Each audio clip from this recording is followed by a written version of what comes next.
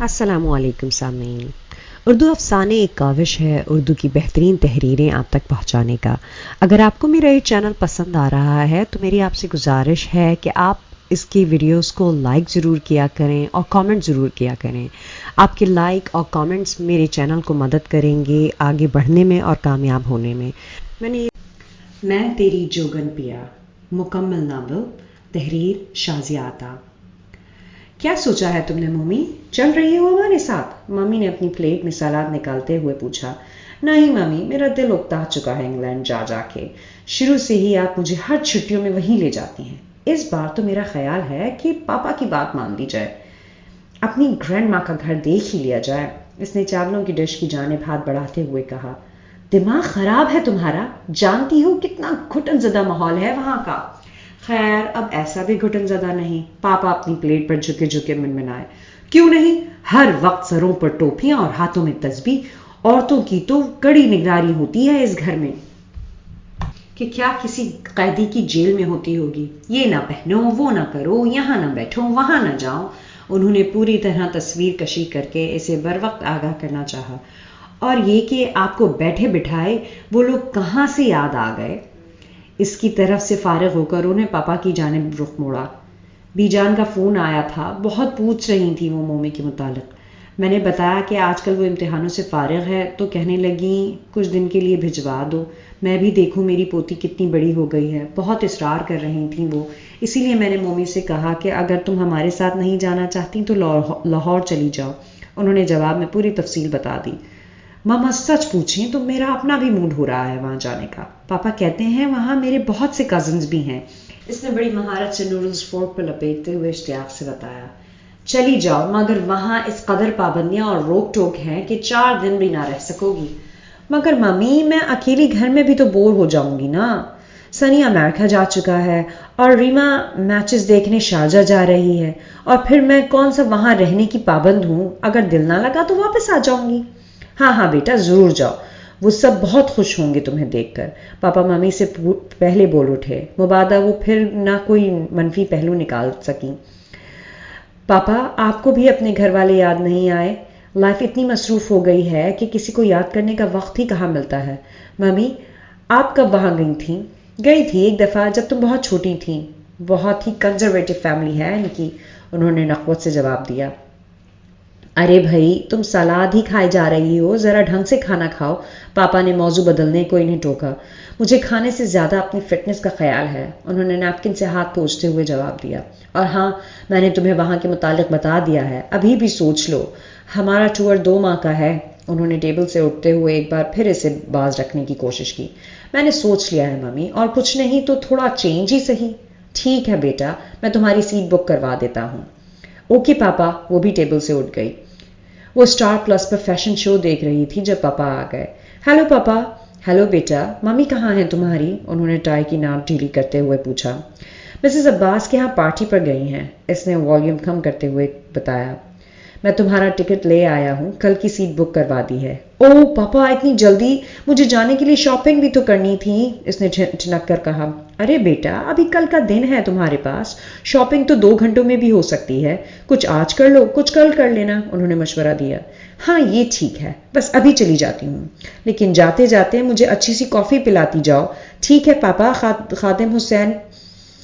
خادم حسین پاپا کے لیے اچھی سی کافی بناؤ، اس نے ملازم کو آواز دی. اور کچھ ہی دیر بعد گاڑی کی چابی گھماتے ہوئے وہ طارق روڈ کی دکانیں کھنگالنے نکل گئی.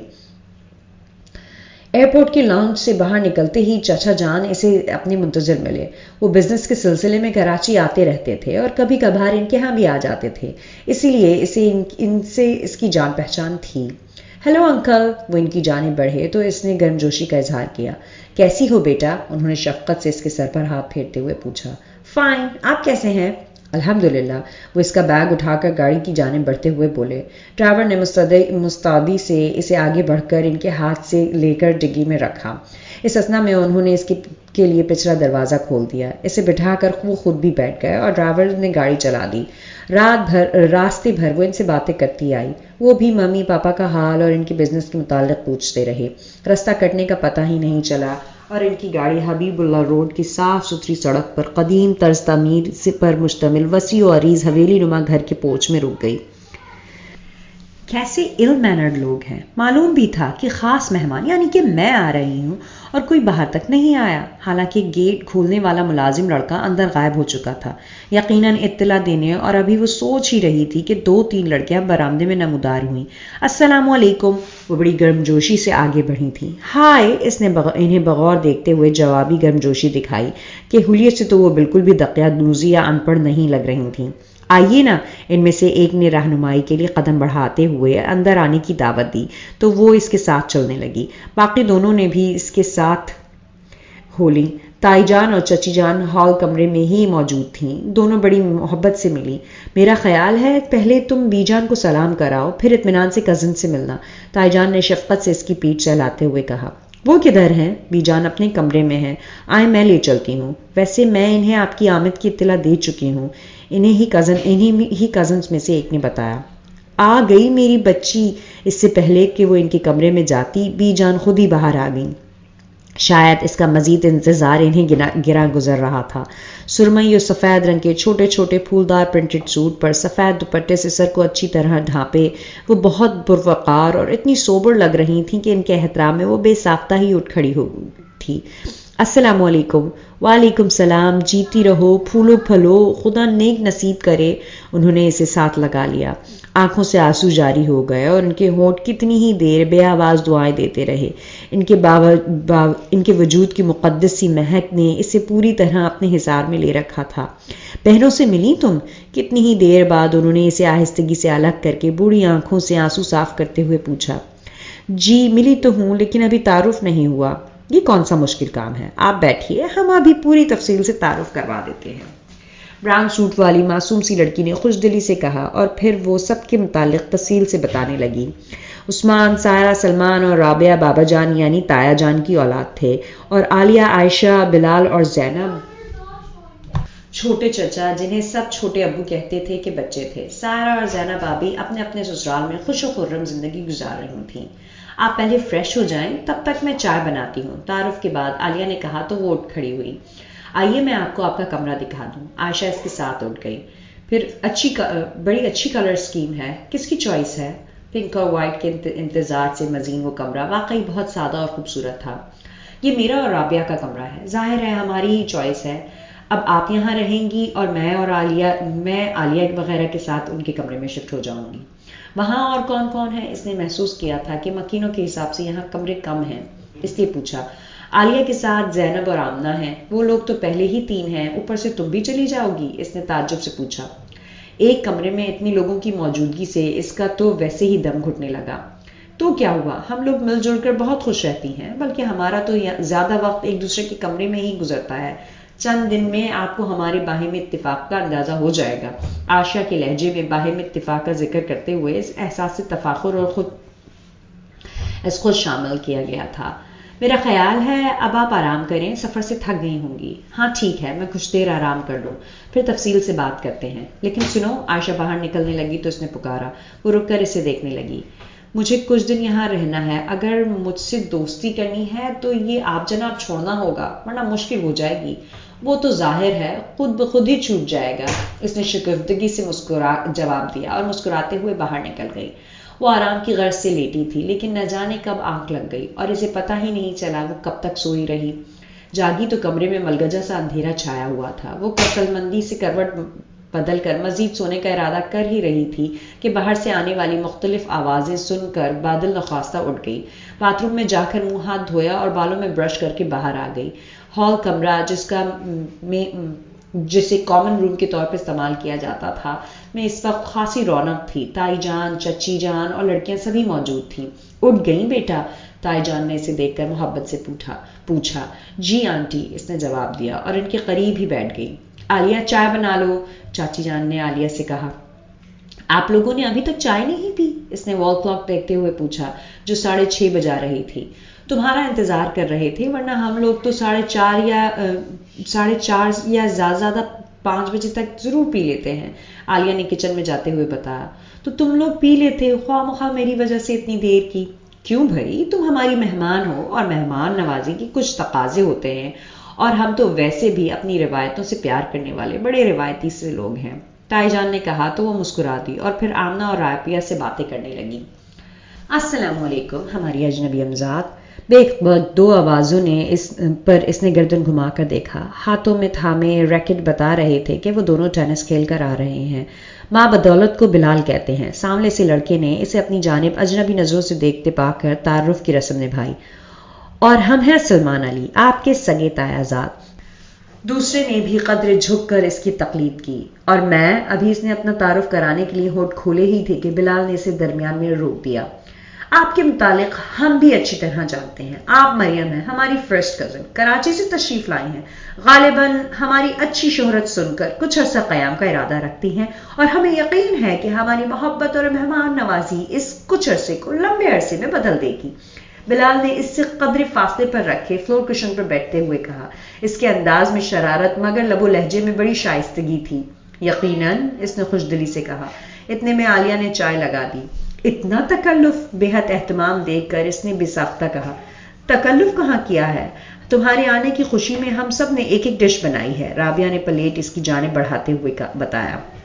یہ سب چیزیں تم لوگوں نے گھر پر بنائی ہیں؟ اس نے سرسری نظر سے جائزہ لے کر حیرت سے پوچھا۔ سموسے، کتلس، گلاب جامن، شامی کباب، فروٹ چاٹ اور جانے کیا کیا تھا، وہ تو تصور بھی نہیں کر سکتی تھی یہ سب گھر میں بھی بن سکتا ہے۔ اس نے تو کبھی انڈا تک نہ ابالا تھا۔ ہم لوگ بازار کی چیزیں کم ہی کھاتے ہیں، اکثر سب کچھ گھر پر ہی بناتے ہیں۔ تسلی تو ہوتی ہے نا کہ صفائی کا خیال رکھا گیا ہے، آمنہ نے کیچپ اس کے آگے رکھتے ہوئے کہا۔ عثمان بھائی تو باہر کی چیزیں بالکل پسند نہیں کرتے۔ عائشہ نے بھی باتوں میں حصہ لیا۔ بڑے خوشگوار اور بے تکلف ماحول میں چائے پی گئی، تبھی بابا جان اور چھوٹے ابو آ گئے۔ چھوٹے ابو تو اسے ایئرپورٹ سے لے کر آئے تھے، البتہ بابا جان اس سے مل کر بہت خوش ہوئے، سب کا حال احوال پوچھا، پھر وکی کی تعلیم کے متعلق پوچھتے رہے۔ اس اثنا میں بی جان بھی اپنے کمرے سے باہر آ چکی تھیں، گو کہ سب لوگ وہیں موجود تھے، لیکن اب محفل پر وہ رنگ نہ رہا تھا۔ وہ سب جو پہلے بڑی بے تکلفی سے آپس میں ہنس بول رہے تھے، بابا جان اور چھوٹے ابو کی موجودگی میں محتاط ہو گئے تھے۔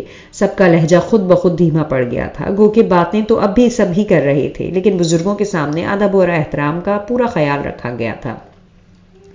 رابعہ، میری وائٹ شرٹ نہیں مل رہی، میری الماری تم نے ٹھیک کی تھی، ڈھونڈ دو پلیز، وہ اپنی ہی دھن میں بولتا ہوا اندر آیا تھا۔ اسے ہرگز اندازہ نہیں تھا کہ رابعہ کے بیڈ پر وہ لیٹی ہوگی۔ آپ غالباً عثمان بھائی ہیں، وہ اس کی آواز سن کر نیند سے بیدار ہو گئی تھی۔ سلیو لیس نائٹی کی ڈوری کھینچ کر گلے کو تنگ کرتے ہوئے اس نے جمائی روکتے ہوئے پوچھا۔ وہ اپنی جگہ پر خفیف سا کھڑا تھا، اس کے خیال میں تو کمرے میں عائشہ یا رابعہ ہی ہو سکتی تھی، سو بلا جھجک اندر آ گیا تھا، مگر سامنے وہ موجود تھی۔ گداز بازو شانوں تک ننگے تھے، شولڈر کٹ بالوں کو پیچھے ہٹانے کے لیے اس نے ہاتھ اٹھائے تو جسم کے نرشیب و فراز واضح ہونے لگے۔ اب بیٹھی نا پلیز، آپ سے تو ملاقات ہی نہیں ہوئی، اس نے گلابی خمار آلودہ آنکھوں سے اسے دیکھتے ہوئے کہا۔ سوری، میں رابعہ یا اپنی کوئی کزن سمجھ کر بلا اجازت اندر آ گیا، مجھے نہیں معلوم تھا کہ کمرے میں آپ ہوں گی۔ اس کی نظروں میں بلا کی ناپسندیدگی تھی۔ میں بھی تو آپ کی کزن ہوں، میری کزنز اس حلیے میں کسی مرد سے اتنی بے تکلفی سے باتیں نہیں کرتی۔ کیا ہوا میرے حلیے کو؟ اس نے حیرت سے خود کو دیکھا۔ وہ تو اپنی روٹین کے مطابق شب خوابی کے لباس میں تھی، اور اس کے نزدیک یہ کوئی معیوب بات نہیں تھی۔ یہ میرے بتانے کی بات نہیں، آپ کو خود احساس ہونا چاہیے، ہمارے گھر میں مرد اور عورتوں کے درمیان عزت و احترام کے علاوہ حجاب کا رشتہ بھی قائم ہے، اس نے بہت ہی ناگوار لہجے میں کہا، اور اس کا جواب سنے بغیر باہر نکل گیا، اور وہ تعجب سے اپنی جگہ بیٹھی رہ گئی۔ سلونی شام بڑی آہستگی سے گہری ہو رہی تھی۔ وہ بیرونی برآمدے میں تنہا بیٹھی تھی۔ کچھ دیر قبل یہاں سب نے اکٹھی بیٹھ کر چائے پی تھی، پھر رابعہ اور عائشہ تو برتن اٹھا کر اندر چلی گئی تھیں، اور آمنہ اس کے پاس بیٹھی باتیں کر رہی تھی، لیکن جیسے ہی مغرب کی اذان ہوئی وہ بھی نماز کے لیے اٹھ گئی۔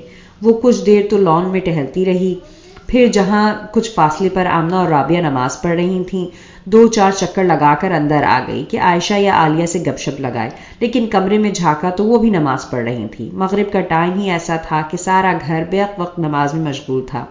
وہ اکیلی بور ہونے لگی تو ٹی وی آن کر لیا۔ میوزک کا پروگرام آن ایئر تھا۔ کوئی بے ڈھنگا سا گروپ پورے جوش و خروش سے نغمہ سرائی کر رہا تھا، اور اتنے ہی جوش سے وہ بھی ہاتھ سے چٹکی اور پاؤں سے تال ملا رہی تھی، ہونٹ ساتھ ساتھ سر ملا رہے تھے۔ اس انجوائمنٹ میں وہ اس بری طرح مگن تھی کہ پتہ ہی نہیں چلا کب کوئی اس کے قریب آیا اور اس کے پاس رکھا ریموٹ اٹھایا۔ چونکی تو تب جب ایک دم سے ہی ٹی وی آف ہو گیا اور ایک لمحے کا سکوت سا چھا گیا۔ اس کے حرکت کرتے ہوئے ہاتھ اور پاؤں اسی پوزیشن میں ساکت ہو گئے۔ آپ؟ اس نے عثمان کو دیکھ کر حیرت کا اظہار کیا۔ وہ تو فیکٹری سے بابا جان اور چھوٹے ابو کے بعد ہی آتا تھا۔ تعلیم مکمل کرنے کے بعد اس نے فیکٹری سنبھال لی تھی اور آفس کا سارا کام اس نے سنبھال رکھا تھا، لیکن آج وہ سر شام ہی آ گیا تھا۔ ٹی وی کیوں بند کر دیا؟ محترمہ، نماز واجب ہر مسلمان پر ہے، لیکن اگر آپ کو پڑھنے کی توفیق نہیں ہے تو اس کے تقدس کا تو خیال رکھیں۔ اس نے ریموٹ ہاتھ میں تھامے اسے خوشمگی نگاہوں سے گھورتے ہوئے کہا۔ لیکن ایسا کیا کیا میں نے؟ سارا گھر نماز پڑھ رہا ہے اور فل والیوم میں میوزک سنتے ہوئے بھی پوچھ رہی ہیں کہ کیا کیا آپ نے؟ میں اکیلی بور ہو رہی تھی، ٹی وی لگایا تو یہ پروگرام آ رہا تھا۔ اس نے بے ڈھنگی سی وضاحت کرتے ہوئے اپنا دفاع کرنے کی کوشش کی۔ یہ بے جان چیزیں ہماری انگلیوں کی پوروں کی محتاج ہیں، لیکن ہم استعمال کرنا چاہیں تب نہ، اس نے بے حد درستگی سے کہا اور جواب سنے بغیر اپنے کمرے کی جانب بڑھ گیا، اور وہ وہیں بیٹھی اسے جاتے دیکھتی رہی۔ نہ جانے کیا بات تھی، جب سے یہاں آئی تھی اس شخص نے اس سے ڈھنگ سے بات تک نہ کی تھی، حالانکہ باقی سب لوگ کتنا پیار کرتے تھے، کتنا خیال رکھتے تھے۔ ممی کا خیال تھا کہ وہ لوگ بے حد بیکورڈ اور تنگ نظر ہیں، وہ 2 دن میں اکتا جائے گی، لیکن اسے تو ایسا کچھ محسوس نہیں ہوا تھا۔ وہ اپنی مرضی سے جاگتی تھی، اپنی پسند کا پہنتی تھی، کسی نے بھی بلا وجہ روک ٹوک نہیں کی تھی، بلکہ ہر کوئی اس کا خیال رکھتا تھا، اور سب سے بڑھ کر بی جان تھی جن کے ہونٹوں پر اس کے لیے ہمہ وقت دعائیں رہتی تھیں۔ بس ایک یہ عثمان ہی تھا جو اس سے بہت کھچا سا رہتا تھا، اور حیرت کی بات تو یہ تھی کہ وہ اپنے سرد و خشک رویے کے باوجود اسے برا نہ لگتا تھا، بلکہ اچھا ہی لگتا تھا، باقی سب کی نسبت زیادہ اچھا۔ اسے یہاں آئے کتنے ہی دن ہو گئے تھے۔ اس روز وہ لان میں ڈالے گئے جھولے پر بیٹھی ہولے ہولے جھولتے ہوئے اپنی ترنگ میں ٹیک اے چانس آن می گنگنا رہی تھی۔ کیا ہو رہا ہے؟ عالیہ اس کے پاس آ گئی۔ جی چاہ رہا تھا تازہ ہوا کھانے کو، سو میں یہاں آ گئی، اس نے بشاشت سے جواب دیا۔ مریم، تمہیں یہاں رہنا کیسا لگا؟ عالیہ نے بیت کی کرسی پر بیٹھتے ہوئے پوچھا۔ بہت اچھا، بلکہ بہت نیا اور مختلف سا۔ وہ بھی جھولا چھوڑ کر وہیں آ گئی۔ تم اس سے پہلے کیوں نہیں کبھی آئی یہاں؟ تم لوگ بھی تو کبھی کراچی نہیں آئے، ہمیں تو کبھی تم نے بلایا ہی نہیں، عالیہ نے صاف گوئی سے کہا تو وہ نادم ہو گئی۔ واقعی وہ تو ان کے ناموں تک سے واقف نہیں تھی۔ مامی کے وہ اپنے سسرالی رشتہ داروں سے کوئی دلچسپی نہ تھی، اور پاپا کی اتنی جرت نہ تھی کہ وہ مامی کی مرضی کے خلاف اسے یہاں بھیج سکتے یا اپنے کسی رشتہ دار کو گھر آنے کی دعوت دے سکتے۔ تمہارے لیے تو بی جان اکثر پیغام بھجوا دیتی تھیں، بلکہ جب کبھی فون پر چچا جان سے بات ہوتی تو وہ تاکید کرتی تھیں کہ تمہیں اور چچی جان کو لے کر یہاں آئیں۔ ہاں مجھے معلوم ہے، لیکن ایک تو میرے پاس ٹائم نہیں ہوتا تھا، دوسرے مامی کو یہاں کا ماحول بھی پسند نہیں تھا۔ دراصل ہمارا لائف سٹائل تم لوگوں سے بہت مختلف ہے۔ مامی کہتی تھیں یہاں بہت گھٹن ہے، ہر بات پر روک ٹوک، ہر بات پر پابندی، ذرا سے کام کے لیے بھی مردوں کی اجازت لینا ضروری ہے، عورتیں تو یہاں اپنی مرضی سے ساز بھی نہیں لے سکتی۔ بس یہ سب سن کر میرا کبھی دل ہی نہیں چاہا، حالانکہ فوراً جانے سے پہلے وکی ایک آدھ دفعہ یہاں آیا تھا، اس نے مجھے بھی کہا تھا، لیکن میرا موڈ ہی نہیں بنا تھا۔ اس نے پوری سچائی سے وجہ بتا دی تھی۔ ہمارے گھر کے بارے میں یہ رائے تو چچی کی ہے، تمہیں اتنے دن ہو گئے آئے ہوئے، تم تو بتاؤ، تمہیں یہ سب باتیں نظر آئیں؟ گو کہ یہاں کا لیونگ سٹائل اور ماحول ہمارے گھر سے ایبسولوٹلی ڈفرینٹ ہے، لیکن پھر بھی مجھے برا نہیں لگا، اس لیے کہ ہمارا رہن سہن تم سے بہت مختلف ضرور ہے، لیکن برا ہرگز نہیں ہے۔ چچی کے نزدیک یہاں گھٹن ہے، لیکن جتنی آزادی ہمیں اس 4 دیواری میں حاصل ہے، اس سے زیادہ کہ یہاں کسی لڑکی کو طلب نہیں ہے۔ یہاں پر پابندیاں اور بیجا روک ٹوک نہیں ہے، صرف مشرقی روایتوں کی پاسداری کی جاتی ہے، اور یہ روایتیں اتنی دلکش اور خوبصورت ہیں کہ ہم نے انہیں جبراً خود پر مسلط نہیں کیا، بلکہ پورے فخر سے اپنا رکھا ہے۔ ہمیں تعلیم حاصل کرنے سے لے کر پہننے اوڑھنے تک کی مکمل آزادی ہے۔ ہم جدید فیشن کے مطابق لباس پہنتی ہیں، لیکن ایسے فیشن کی اندھادھند تقلید نہیں کرتی جس میں بے پردگی کا احتمال ہو۔ ہم سب کزنز آپس میں دوستوں کی طرح رہتے ہیں، ایک دوسرے کو کے دکھ سکھ شیئر کرتے ہیں، لیکن اس کے باوجود لڑکے اور لڑکیوں میں مناسب فاصلہ برقرار ہے۔ اس گھر میں ہر فیصلہ بڑوں کی رضا سے ہوتا ہے۔ ہمارے ماں باپ بی جان کے سامنے اونچی آواز سے بولنا بھی گناہ سمجھتے ہیں۔ انہی کی پیروی کرتے ہوئے ہم بھی اپنے بڑوں کا اتنا ہی ادب کرتے ہیں۔ ہم ان کے فیصلوں اور اصولوں کے آگے خندہ پیشانی سے سر جھکاتے ہیں کہ ہماری بقا اس میں ہے، اور یہ وہ وراثت ہے جو نسل در نسل منتقل ہوتی ہے۔ اگر آج ہم ان کی قائم کردہ روایتوں اور رسموں کو فرسودہ سمجھ کر رد کریں گے یا اپنی منمانی کریں گے تو کل کو ہماری آنے والی نسلیں ہماری روایتوں اور رواجوں کو رد کر دیں گی۔ تب نہ جانے ہماری روایت اور اقتدار کا کیا حشر ہوگا۔ ہمارے چھوٹے دراصل ہمیں وہی لوٹاتے ہیں جو ہم اپنے بڑوں کو دیتے ہیں۔ چچی کے نزدیک ہمارا گھر ایک قید خانہ ہے، لیکن ہمارے لیے وہ سائبان ہے جہاں صرف محبتیں اور ایک دوسرے کا احترام ہے۔ یہ وہ چھپر چھایا ہے جس نے ہمیں بے ڈھنگی آزادی اور بے راہ روی کی تباہ کن نتائج سے بچا رکھا ہے۔ یہ وہ مقدس چاردیواری ہے جہاں دنیا بھر کی غلاظتیں اس کی چوکھٹ سے باہر ہی دم توڑ دیتی ہیں، اور یہ سب اس لیے ہے کہ یہاں کے مکین اپنے مذہب اور اپنی روایتوں پر ایمان رکھتے ہیں۔ اگر ہمارے مرد ہمیں کسی بات سے روکتے ہیں تو اس لیے کہ ہمارا بھلا چاہتے ہیں۔ جنہیں چچی پابندیاں اور بندشیں سمجھتی ہیں وہی تو ہمارا تحفظ ہے۔ عورتوں کی آزادی کے ہم بھی قائم ہیں، لیکن بے حیائی کی حد تک آزادی کے نہیں۔ ہمارے رہن سہن میں جدید اور قدیم کا توازن برقرار ہے، اسی لیے ہم بے حد مطمئن زندگی گزارتے ہیں۔ عالیہ کسی ماہر ڈبیٹر کی طرح پورے جوش اور اعتماد سے بولے چلی گئی، ارے بھائی تم نے تو اچھا خاصا لیکچر جھاڑ دیا، لیکن لیکچر جھاڑنے کا ارادہ تو نہیں تھا، مگر تم نے بات کی تو میں نے وضاحت کرنا ضروری سمجھی۔ تم لوگوں کا اندر آنے کا کوئی ارادہ نہیں؟ میں چائے بنا چکی ہوں، آمنہ نے دروازے سے جھانک کر کہا۔ ارادہ تو واقعی نہیں تھا، لیکن اب تم نے چائے بنا لی ہے تو لہٰذا آنا پڑے گا، عالیہ نے اس پر احسان جتلانے کے سے انداز میں کہا۔ خیر ایسی بھی کوئی مجبوری نہیں ہے، کیونکہ چائے تو میں نے صرف اپنے لیے بنائی ہے۔ تم جب تک جی چاہے یہاں بیٹھو، لیکن اگر چاہو تو یہیں بستر لگا لو، کھلی ہوا میں سونے کا اپنا ہی لطف ہے، آمنہ شرارت سے کہہ کر اندر غائب ہو گئی تو وہ دونوں مسکراتے ہوئے اس کے پیچھے آ گئیں۔ رات کو وہ دیر گئے تک ویڈیو پہ مووی دیکھتی رہی تھی، اسی لیے صبح دیر تک سوتی رہی۔ ویسے تو وہ روز ہی صبح 10 ساڑھے 10 بجے تک ہی اٹھتی تھی، جبکہ باقی سب لڑکیاں فجر کی نماز پابندی سے ادا کرتی تھیں، اور اس کے اٹھنے تک سب لوگ اپنے اپنے ٹھکانوں پر پہنچ چکے ہوتے تھے، اور جو گھر میں ہوتے تھے جیسے عالیہ اور عائشہ آج کل پڑھائی سے فارغ ہونے تھیں تو وہ دونوں ملازمہ بانوں کے ساتھ گھر کے کام کاج میں لگی ہوتی، اور تائی امی اور چچی جان باورچی خانہ سنبھال رکھا ہوتا۔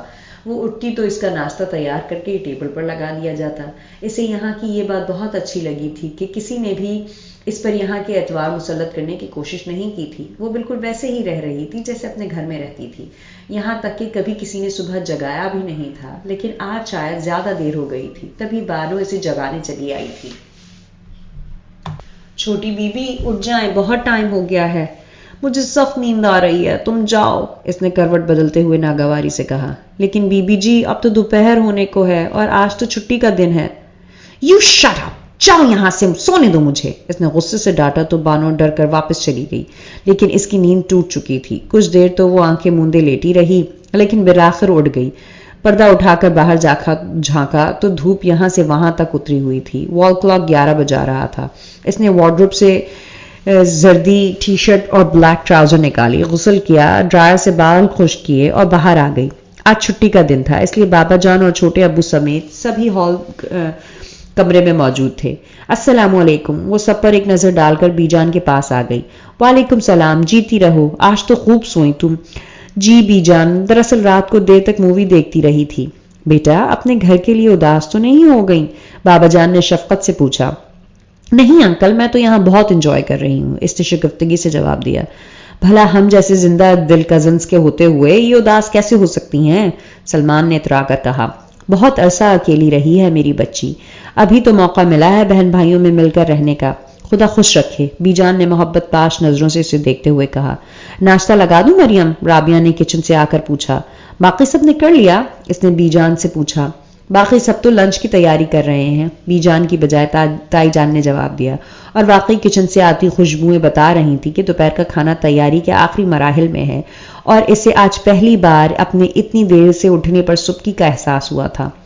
اوکے ڈیئر کزن، ہمارے جانے کا وقت ہو گیا ہے، بلال نے اٹھتے ہوئے کہا۔ کہاں جا رہے ہو؟ ہر بات بتانے والی نہیں ہوتی، اس نے رازداری سے کہتے ہوئے سسپینس پھیلانے کی کوشش کی۔ بائی دی وے، تم کرتے کیا ہو؟ میں کمال کرتا ہوں، اس نے خنکار کا شرارت سے جواب دیا تو وہ بے اختیار قہقہہ لگا کر ہنس دی۔ نہ بیٹی، بزرگوں کے سامنے اس طرح قہقہہ نہیں لگاتے، لڑکیاں دھیمے لہجے میں بات کرتی اور آہستہ آواز میں ہنستی اچھی لگتی ہیں، ان کی نسوانیت کا حسن ہی اس میں ہے۔ بی جان نے بڑی ملائمت سے ٹوکا تو وہ نادم سی ہو گئی، واقعی کس قدر بے باکی سے قہقہہ لگایا تھا اس نے، بابا جان اور چھوٹے ابو کی موجودگی میں، اور پھر سامنے ہی تو وہ بھی بیٹھا تھا جسے اس کا ہر فعل ناگوار گزرتا تھا، اب بھی بڑی خوشمگی نظروں سے اسے گھور رہا تھا۔ اس کی تیز نظروں سے بچنے کو وہ فوراً ہی ناشتے کے لیے اٹھ کھڑی ہوئی۔ عالیہ کچن میں مصروف تھی، عائشہ اور رابعہ اپنی مشترکہ سہیلی کے ہاں گئی ہوئی تھی، وہ اکیلی بور ہونے لگی تو باہر لان میں آ گئی جہاں آمنہ کتابیں پھیلائے نوٹس بنا رہی تھی۔ عائشہ رابعہ کب تک آئیں گی؟ مریم نے اس کے قریبی گھاس پر بیٹھتے ہوئے پوچھا۔ سلمان بھائی لائبریری جاتے ہوئے چھوڑ گئے ہیں، لائبریری سے واپسی پر لیتے ہوئے آئیں گے۔ آپ بور ہو رہی ہیں؟ اس نے جواب دے کر پوچھا۔ اور کیا، عالیہ کچن میں ہے اور تم پڑھ رہی ہو، اس نے منہ بسورا۔ چلیں میں آپ کو کمپنی دیتی ہوں، آمنہ نے کتابیں سمیٹ دیں۔ ویسے مریم باجی، آپ وہاں پر بھی تو اکیلی ہوتی ہیں، وہاں بور نہیں ہوتی؟ نہیں تو، وہاں میری بہت سی فرینڈز اور بوائے فرینڈز ہیں، ہم لوگ ہر لمحے کو انجوائے کرتے ہیں، پکنک، پارٹیز، کلب، وقت گزرنے کا پتہ ہی نہیں چلتا۔ اب جیسے ویلنٹائن ڈے آنے والا ہے، اگر میرے سب فرینڈز آج کل بکھرے ہوئے نہیں ہوتے نا تو ابھی سے سیلیبریشن کے پروگرام بننا شروع ہو جاتے تھے۔ کتنا انجوائے کرتے ہیں ہم سب ایسے مواقع پر، تم سوچ بھی نہیں سکتی۔ لیکن مریم باجی، ہمارے اپنے اتنے اچھے اچھے تہوار ہیں، پھر آپ دوسروں کے تہوار کیوں مناتی ہیں؟ آمنہ نے حیرت و معصومیت سے پوچھا تو وہ بے ساختہ ہنس دی۔ دوسروں کا کیوں؟ یہ تو لو ڈے ہے، کوئی بھی منا سکتا ہے۔ تم اس دن کی بیک گراؤنڈ جانتی ہو؟ بہت تو نہیں، بس اتنا جانتی ہوں کہ یہ دن 14 فروری کو منایا جاتا ہے اور چاہنے والے ایک دوسرے کو پھول، کارڈز اور گفٹس وغیرہ بھجواتے ہیں، بس اتنا ہی پتا ہے۔ چلو میں بتاتی ہوں تمہیں۔ تاریخی روایات کے مطابق 14 فروری رومن بادشاہ کلاڈس II کے دور میں پھانسی چڑھنے والا سینٹ ویلنٹائن کے حوالے سے منایا جاتا ہے۔ بادشاہ نے اپنی فوج کے سپاہیوں میں شادیوں پر پابندی کا حکم جاری کر دیا تھا۔ سینٹ ویلنٹائن نے جذبہ محبت سے سرشار ہو کر ہزاروں سپاہیوں کو عیسائی کیا اور خفیہ طور پر ان کی شادیاں کروائیں۔ اس موقع پر انہیں سرخ گلاب کا تحفہ پیش کیا جاتا، مگر وہ پکڑا گیا تو اسے جیل بھجوا دیا گیا، جہاں اسے جیلر کی بیٹی سے پیار ہو گیا۔ جرم محبت میں اسے موت کے گھاٹ اتار دیا گیا تھا، جس کے بعد یہ دن لو ڈے بن گیا۔ اس کے علاوہ یورپی عقیدے کے مطابق اس دن پرندے اپنے لیے لائف پارٹنر کا انتخاب کرتے ہیں، اسی لیے اس دن کو محبت کے اظہار کے طور پر منایا جاتا ہے۔ آمنہ بڑی محویت سے سن رہی تھی، اس کی دلچسپی کو دیکھتے ہوئے وہ اور تہواروں کے متعلق بتانے لگی۔ یہودی 31 اکتوبر کو ہالووین نائٹ مناتے ہیں، ان کا عقیدہ ہے کہ اس رات کو پاک روحیں ملاپ کرتی ہیں۔ پھر وہ اسے سانتا کلاس کے بارے میں تفصیلاً بتانے لگی۔ مریم باجی، تھینکس گیون ڈے بھی تو ہوتا ہے نا؟ سانتا کلاس کی ہسٹری سن کر آمنہ نے پر اشتیاق نظروں سے پوچھا۔ ہاں، تھینکس گیون ڈے امریکہ میں بدترین قحط کی یاد میں منایا جاتا ہے۔ اس دن وہ لوگ ٹوکی نامی ایک جانور جو شتر مرغ جیسا ہوتا ہے ذبح کرتے ہیں۔ دراصل جب امریکہ میں برسوں پہلے زبردست قسم کا قحط پڑا اور فاقوں سے لوگ مرنے لگے، تب آپ کو دوسرے مذاہب کے عقیدے کے مطابق اس قدر نالج ہے، اپنے مذہب کے بارے میں بھی کچھ جانتی ہیں؟ عثمان کی آواز پر اس نے چونک کر پلٹ کر دیکھا۔ وہ ان کے قریب رکھی کرسیوں میں سے ایک پر بیٹھا تھا، نہ جانے کب آیا تھا اور کب سے اس کی باتیں سن رہا تھا، اور جب برداشت نہیں کر سکا تو درمیان میں ہی ٹوک دیا۔ جی کیا مطلب؟ کیا میں مسلمان نہیں ہوں؟ اسے اس کا انداز ناگوار گزرا تھا۔ مسلمان تو بے شک ہیں، لیکن اتفاق سے، یعنی ایسی مسلمان جو مسلمان گھر میں پیدا ہوئیں اور مسلمان کہلائیں، کبھی خود سے بھی اپنے مذہب کے بارے میں کچھ جاننے کی کوشش کی ہے؟ آپ کو تو یہ بھی معلوم ہے کہ ویلنٹائن ڈے کیوں منایا جاتا ہے، لیکن یہ نہیں پتا ہوگا کہ شب معراج کی تاریخ کیا ہے۔ ہالووین نائٹ کا تو پتا ہے، لیکن شب قدر کی اہمیت سے بے خبر ہوں گی۔ سانتا کلاس کے متعلق تو جانتی ہیں، لیکن واقعہ کربلا سے یقیناً بے خبر ہوں گی۔ آپ جیسی لڑکیاں ماڈرن تہذیب سے متاثر ہو کر مغرب کی اندھادھند تقلید کر کے فخر محسوس کرتی ہیں، اٹھنے بیٹھنے سونے جاگنے پہننے اوڑھنے حتیٰ کہ بول چال میں ان کی کاپی کر کے خوش ہوتی ہیں، لیکن کبھی یہ بھی سوچا ہے کہ وہ لوگ آپ کو کیا سمجھتے ہیں؟ ان کے دیس میں جاؤ تو وہ دوسرے درجے کے شہری، یہاں رہو تو تیسری دنیا کے پسماندہ غریب اور دقیانوسی لوگ۔ ایشیا میں رہتے ہوئے مغرب کا کلچر اپنا کر تم لوگ بیک وقت 2 کشتیوں کے سوار ہو، لیکن یاد رکھنا 2 کشتیوں کا سوار کبھی پار نہیں لگتا، ہمیشہ ادھر ادھر ڈولتا رہتا ہے۔ ہماری شناخت ہمارا اپنا کلچر ہے، جہاں رہتی ہو وہاں کی روایات اپنانے کی کوشش کرو تاکہ تمہارے عزت و وقار میں اضافہ ہو۔ مانگے کی چیزیں زیادہ دیر تک نہیں رہتی مریم رضا صاحبہ، وہ بڑے کٹیلے لہجے میں کہہ کر لمبے لمبے ڈگ بھرتا اندر کی جانب چلا گیا اور وہ گم سم سی وہیں بیٹھی رہ گئی۔ سوری مریم باجی، عثمان بھائی کو پتہ نہیں کیوں غصہ آ گیا، حالانکہ وہ تو ایسے نہیں ہیں۔ کچھ دیر بعد آمنہ نے معذرت بھرے انداز میں کہا، اسے سچ مچ شرمندگی ہو رہی تھی۔ آپ نے مائنڈ تو نہیں کیا؟ نہیں، اس نے بمشکل جواب دیا اور اس کی مزید باتوں سے بچنے کے لیے اپنے کمرے میں آ گئی۔ مارے توہین کی اس کی آنکھوں میں آنسو آ گئے۔ کتنی انسلٹ کی تھی اس نے، کیسا 2 کوڑی کا کر دیتا تھا یہ انسان۔ وہ پل بھر میں کیسا توہین آمیز رویہ تھا اس ستمگر کا۔ وہ جو مریم رضا تھی جس میں بلا کا غرور اور نخرہ تھا، جس کی انا مشہور تھی، وہ کسی کو خاطر میں نہ لاتی تھی، جس کا غصہ ہمیشہ ناک پر دھرا رہتا تھا، کسی کی جرت نہ تھی اس کے موڈ کے خلاف کوئی بات کر سکے۔ اس مریم رضا کی اس شخص نے کئی بار توہین کی تھی۔ وہ جو سب کے ساتھ بڑی شائستگی سے پیش آتا تھا، اسی کے ساتھ ایسا سلوک کیوں روا رکھتا تھا؟ اس پر اتنا کیوں بگڑتا تھا؟ اور وہ جو سدا کی ضدی اور ہٹدرم تھی، اس کے غصے کے سامنے جھانک کی طرح کیوں بیٹھ جاتی تھی؟ اس کے سامنے اس کی بولتی کیوں بند ہو جاتی تھی؟ میں یہاں 4 دن رہنے آئی ہوں، اپنی بےعزتی کروانے تو نہیں، اور پھر میری زندگی ہے، میں جس طرح مرضی گزاروں۔ یہ کون ہوتا ہے مجھے روکنے والا، مجھ پر روب جھاڑنے والا؟ اس نے تپتے سلگتے ذہن سے سوچا۔ آخر یہ شخص اتنا مغرور کیوں ہے، اتنا طاقتور کیوں ہے کہ میں اس کے سامنے کمزور پڑ جاتی ہوں؟ اس کی جگہ 10 سنا کر اسے چپ کیوں نہیں کروا دیتی؟ آخر کون سا منتر آتا ہے اسے جو میں اس قدر بے بس ہو جاتی ہوں؟ ایسا کون سا سحر ہے اس کی ذات میں جو جگڑ لیتا ہے؟ کیسا طلسم ہے اس کے پاس کہ میری زبان تالوں سے چپک کر رہ جاتی ہے؟ آخر وہ کیا چاہتا ہے مجھ سے؟ وہ نہیں، تم چاہنے لگی ہو اسے۔ اس کے اندر سے کوئی آواز ابھری تھی۔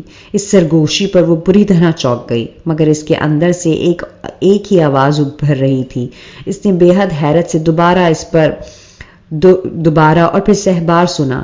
اس کا روم روم یہی کہہ رہا تھا، تو اس کا مطلب؟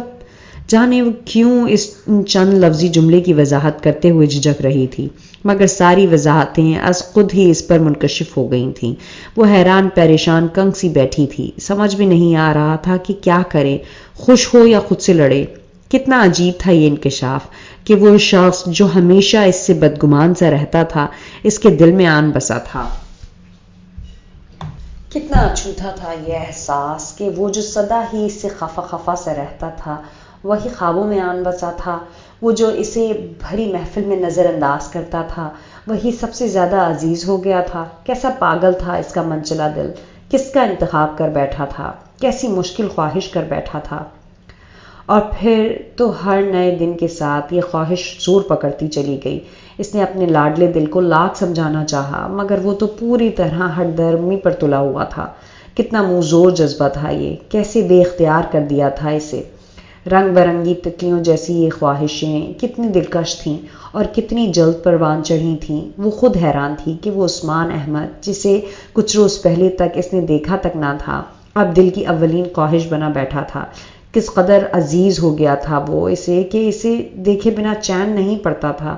وہ اس کی جاگنے سے پہلے آفس جا چکا ہوتا تھا اور وہ تمام دن اس کی منتظر رہتی تھی، اور جب وہ لوٹ آتا تو جیسے سوکھے دھانوں پر پانی پڑ جاتا تھا۔ وہ آمنہ، رابعہ وغیرہ باتوں ہی باتوں میں اس کی پسند ناپسند کے متعلق بے حد جان چکی تھی۔ اسے نیلا رنگ پسند تھا، اس نے بلو شیڈ میں کئی ڈریس خرید لیے تھے، اسے لمبے بال پسند تھے، اس نے اپنے شارٹ کٹ سٹائل کی مزید شارٹ کروانے کا ارادہ ترک کر دیا تھا، اسے کباب، کوفتے اور زردہ پسند تھا، وہ کچن میں تائی جان کے ارد گرد پھرتی رہتی کہ یہ سب بنانے کے متعلق کچھ تو اندازہ ہو۔ کبابوں کی ترکیب تو اس نے عالیہ سے باتوں باتوں میں پوچھ ہی لی تھی، صرف ٹرائی کرنا باقی تھی۔ اسے شاعری پسند تھی، وہ اس کے کمرے سے کتابوں سے بھری بک شیلف سے 2-3 شاعری کی کتابیں اڑا لائی تھی اور اب آسان ترین غزلوں کو رٹا مار کر یاد کر رہی تھی کہ کسی روز یوں ہی باتوں باتوں میں کوئی غزل سنا کر اسے حیران بلکہ متاثر کر ڈالے گی۔ کتنے جتن کر رہی تھی وہ اس کے لیے، اور بے خبر کو خبر تک نہ تھی کہ وہ نخریلی اور مغرور لڑکی کس بری طرح اس پر مر مٹی ہے، بلکہ اس کے عشق میں گوٹے گوٹے غرق ہو چکی ہے۔ اس ستمگر کے اتوار تو اب بھی وہی تھے، لیکن وہ ان باتوں سے بے نیاز اسے چاہے چلی جا رہی تھی، اس کی تمام تر کجدائیوں، بے پروائیوں اور بے اعتنائیوں سمیت۔ کبھی یوں بھی آ میری آنکھوں میں کہ میری نظر کو خبر نہ ہو، مجھے ایک رات نواز دے، مجھے اس کے بعد سحر نہ ہو، وہ بڑا رحیم و کریم ہے، مجھے یہ صفت بھی عطا کرے، تجھے بھولنے کی دعا کروں پر میری دعا میں اثر نہ ہو، کبھی دن کی دھوپ میں جھوم کر، کبھی شب کے پھولوں کو چوم کر، یوں ہی ساتھ ساتھ چلیں صدا، کبھی ختم اپنا سفر نہ ہو۔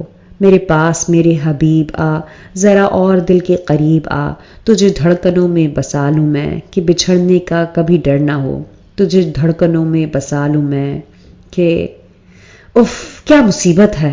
آخری مصرے پر اس کی سوئی پھر اٹک گئی تھی، کتنی مشکل سے اس نے چند اشعار یاد کیے تھے لیکن پھر بھی روانی سے نہیں پڑھ سکتی تھی، اور ایک غزل تو ویسے ہی کم ہے، کم از کم 2 تو زبانی یاد ہونی چاہیے۔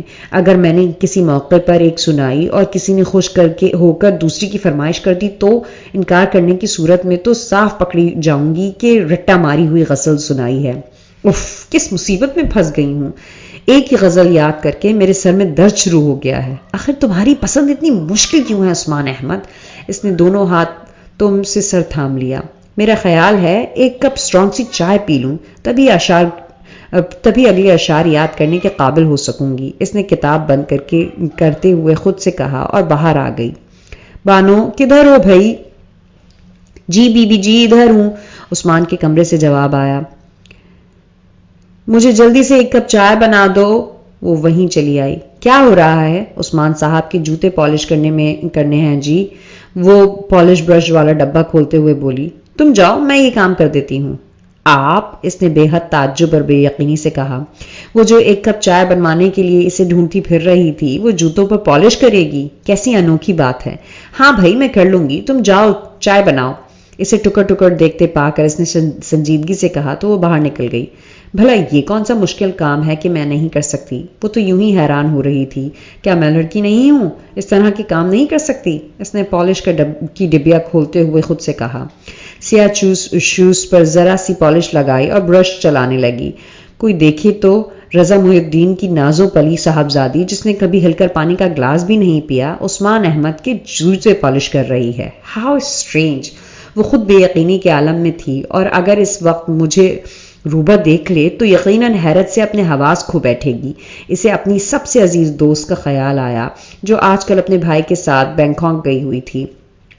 واری محبت، تو کیسے کیسے کرشمے دکھاتی ہے، اس نے برش چلاتے ہوئے مسکرا کر سوچا۔ کیا چکر ہے، جو رگڑ رہی ہوں تو چمک کے بجائے ان کی رنگت مدھم پڑی جا رہی ہے، اس نے حیرت سے سوچا اور مزید زور آزمائی کرنے لگی، لیکن نتیجہ پھر وہی۔ آخر وجہ کیا ہے؟ اس نے جھنجلا کر شوز کو آنکھوں سے قدرے نزدیک کر کے بغور معائنہ کیا اور ٹھٹک گئی۔ فوراً ڈبیا کا ڈھکن اٹھا کر دیکھا۔ او مائی گاڈ، یہ میں نے کیا کر دیا؟ براؤن شوز پر سیاہ پالش تھوپے جا رہی ہوں۔ اس نے سر پکڑ لیا۔ چھوٹی بی بی آپ کی چائے۔ اسی دم بانو حاضر ہو گئی۔ باہر رکھو میں آ رہی ہوں۔ اس نے کپڑے سے ہاتھ صاف کیے۔ ہو گئی جوتے پالش؟ وہ چائے رکھ کر آ گئی۔ ہاں اٹھا لو یہ چیزیں، اور ہاں سنو عثمان بھائی کدھر ہیں؟ کمرے سے نکلتے ہوئے مان خیال آیا تو اس نے واپس پلٹ کر پوچھا۔ وہ جی بی جان کے کمرے میں گئے ہیں۔ اچھا دیکھو اگر وہ پوچھے نا کہ پالش کس نے کی ہے تو ہرگز مت بتانا کہ میں نے کی ہے۔ پھر کیا کہوں جی؟ بھئی کہہ دینا کہ تم نے کی ہے۔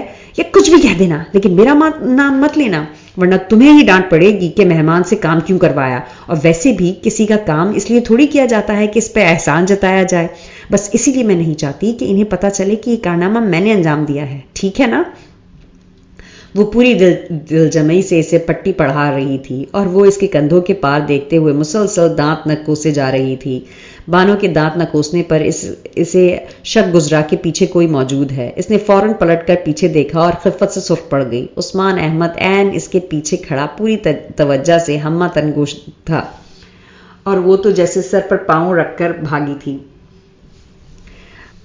آج کل وہ ربا کو بہت مس کر رہی تھی۔ کتنی ہی باتیں جمع ہو گئی تھیں اسے بتانے والی، اور ابھی اس کا واپس آنے کا بھی کوئی ارادہ نہیں تھا، اور وہ جو اپنی ہر بات اس سے شیئر کرتی تھی اس کی کمی بے حد محسوس کر رہی تھی۔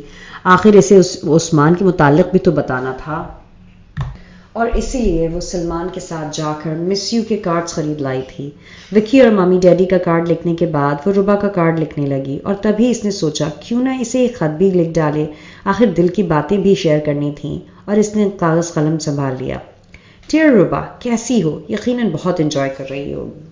میں بھی بہت مزے میں ہوں۔ تمہیں پتہ ہے ممی پاپا کے جانے کے بعد میں لاہور آ گئی تھی اپنے دادوں کے گھر۔ یہاں میرے ڈھیر سارے کزنس ہیں، بہت اچھے اور بہت ہی لونگ، لیکن یار وہ بہت کٹھور اور بد لحاظ ہے۔ ارے بھائی، میں عثمان کی بات کر رہی ہوں، میرے تایا کے بیٹے ہیں، بہت ہی ہینڈسم اور بہت ہی زبردست پرسنالٹی کے مالک ہیں، لیکن ربا پرابلم یہ ہے کہ وہ بہت ہی مغرور اور بے مروت سے ہیں۔ انہیں میری ہرگز پرواہ نہیں ہے، جب بھی موقع ملتا ہے ڈانٹنا شروع کر دیتے ہیں۔ ایکچولی انہیں میری جیسی لڑکیاں پسند نہیں ہیں نا، انہیں بہت ٹریڈیشنل سی مشرقی لڑکیاں پسند ہیں، لیکن یار میں بھی ویسی ہی ہو جاؤں گی نا، لیکن وہ سمجھتے ہی نہیں۔ اور یہ جو تم مجھے یوں کیوں گھور رہی ہو، صحیح سمجھ رہی ہو، تو معاملہ واقعی گڑبڑ ہے، بلکہ 100% گڑبڑ ہے۔ دعا کرو دوسری طرف سے بھی کچھ % ہی گڑبڑ ہو جائے، حالانکہ یہ بالکل امپاسبل سی بات ہے، مگر میں کیا کروں؟ اپنے تمام کٹھور پن کے باوجود سٹون مین مجھے بری طرح بھا گیا ہے۔ اور ہاں ربا، میں نے تو 2 غزلیں بھی یاد کی ہیں، بالکل زبانی بھائی۔ انہیں جو پوئٹری پسند ہے، حالانکہ تم تو جانتی ہو مجھے قطعی شوق نہیں ہے، کہ کیا پتہ میری انہی باتوں سے وہ پتھر دل انسان کچھ سافٹ ہو جائے۔ پلیز میرے لیے دعا کرنا، پلیز جلدی واپس آ جاؤ، مجھے بہت سی باتیں کرنی ہیں۔ تمہاری منتظر مومو۔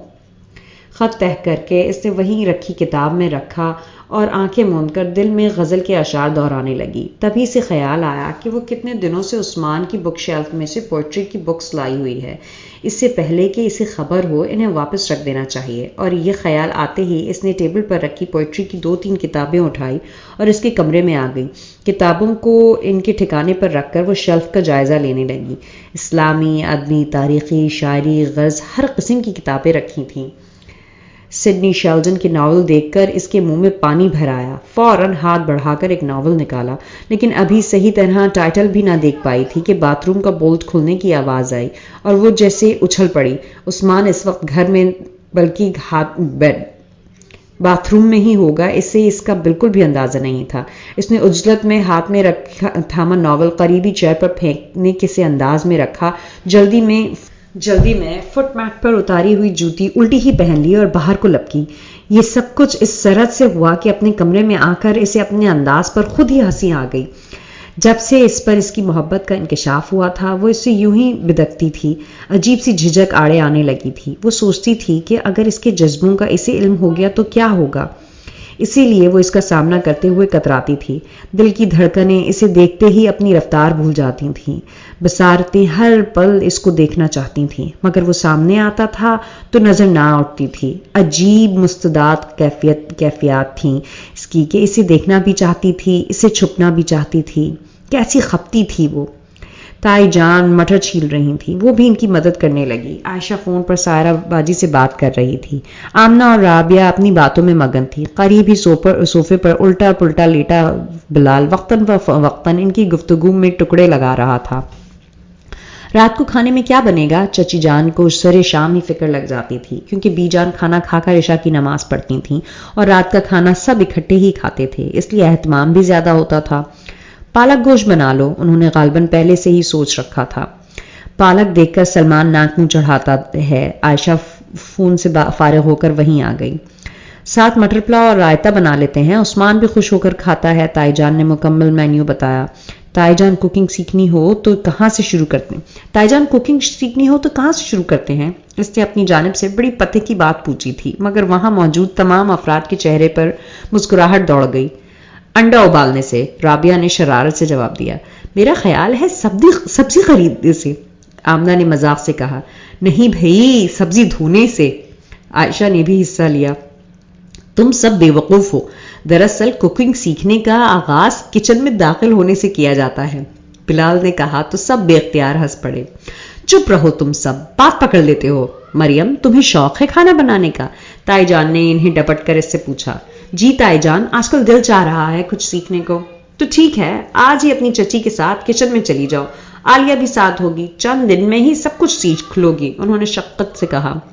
आज हम खाना बाहर से खाएंगे, बिलाल ने लेटे लेटे फैसला किया। क्यों? आसिया ने पूछा। भाई, हमारा नाजुक मैदा इतने बड़े बड़े कारनामों का मुहतमिल नहीं हो सकता। बदतमीजी नहीं करो बिलाल, बच्ची का हौसला शिकनी कर रहे हो। शौक हो तो कोई काम मुश्किल नहीं होता। चची जान ने इसकी बात का मतलब समझकर इसे सर्जिश की। किसके शौक की बात हो रही है? सलमान ने सीढ़ियां उतरते हुए पूछा। तुम कहीं जा रहे हो? मरियम ने इसकी तैयारी देखकर पूछा। हाँ, जरा लाइब्रेरी जा रहा हूँ। कोई काम है क्या? हाँ प्लीज, मेरा कार्ड पोस्ट कर दो। जो हुक्म सरकार। वो कॉर्निश बजा लाया तो वो मुस्कुराते हुए अपने कमरे में आ गई। रूबा के कार्ड पर एड्रेस लिखकर इसने खत की तलाश में इधर उधर नजरें दौड़ाई, मगर नाकामी हुई। इसने अच्छी तरह इधर उधर हाथ मारा, मगर वो तो सिरे से गायब था। अपनी डायरी देखी, नॉवल रिसाले खंगाल डाले, ड्रेसिंग टेबल की दराज, अलमारी, सब कुछ देख डाला, मगर खत ना मिला था। ना मिला, राबिया से पूछा, मगर इसने भी लाइल्मी का इजहार किया। वो हैरान थी कि इसने तो यहीं कहीं रखा था, आखिर कहाँ चला गया? इसे पांव तो लगने से रहे कि खुद ही चलकर पोस्ट बॉक्स तक चला जाए। बहरहाल इस पर फातिहा पढ़कर इसने कार्ड भेजने पर ही इक्तफा कर लिया। वो शब बारात की रात थी, अगली सुबह छुट्टी थी, लिहाजा सायरा बाजी और जैनब आपी एक रात रुकने के इरादे से आई हुई थी। बाबा जान ने बच्चों को खुश करने के लिए मोमबत्तियां और पटाखे, फुलझड़ियां वगैरह मंगवा दी थी। रात के खाने से फारिग होकर वो सब छत पर आ गईं। बिलाल और सलमान बच्चों के साथ बच्चे बने हुए थे। आमना ने छत की सारी दीवारों पर मोमबत्तियां लगा दी थीं। इनकी झिलमिलाती लौ देखकर बच्चे बेहद खुश हो रहे थे। कोई पटाखे चला रहा था, कोई फुलझड़ियों से खुश हो रहा था। सब ने मिलकर हंगामा सा बर्पा कर रखा था। हवा बहुत तेज थी, जिसके बायस मोमबत्तियां बार बार बुझ रही थीं, मगर राबिया इन्हें बार बार जलाई जा रही थी। तुम लोग हर दफा यूं ही शब बारात मनाते हो? इसने इस रात की खूबसूरती को एंजॉय करते हुए आयशा से पूछा। हर दफा तो नहीं, लेकिन अगर इत्तेफाक से सायरा बाजी और जैनब बाबी के बच्चे इकट्ठा हो जाए तो फिर इसी तरह मनाते हैं।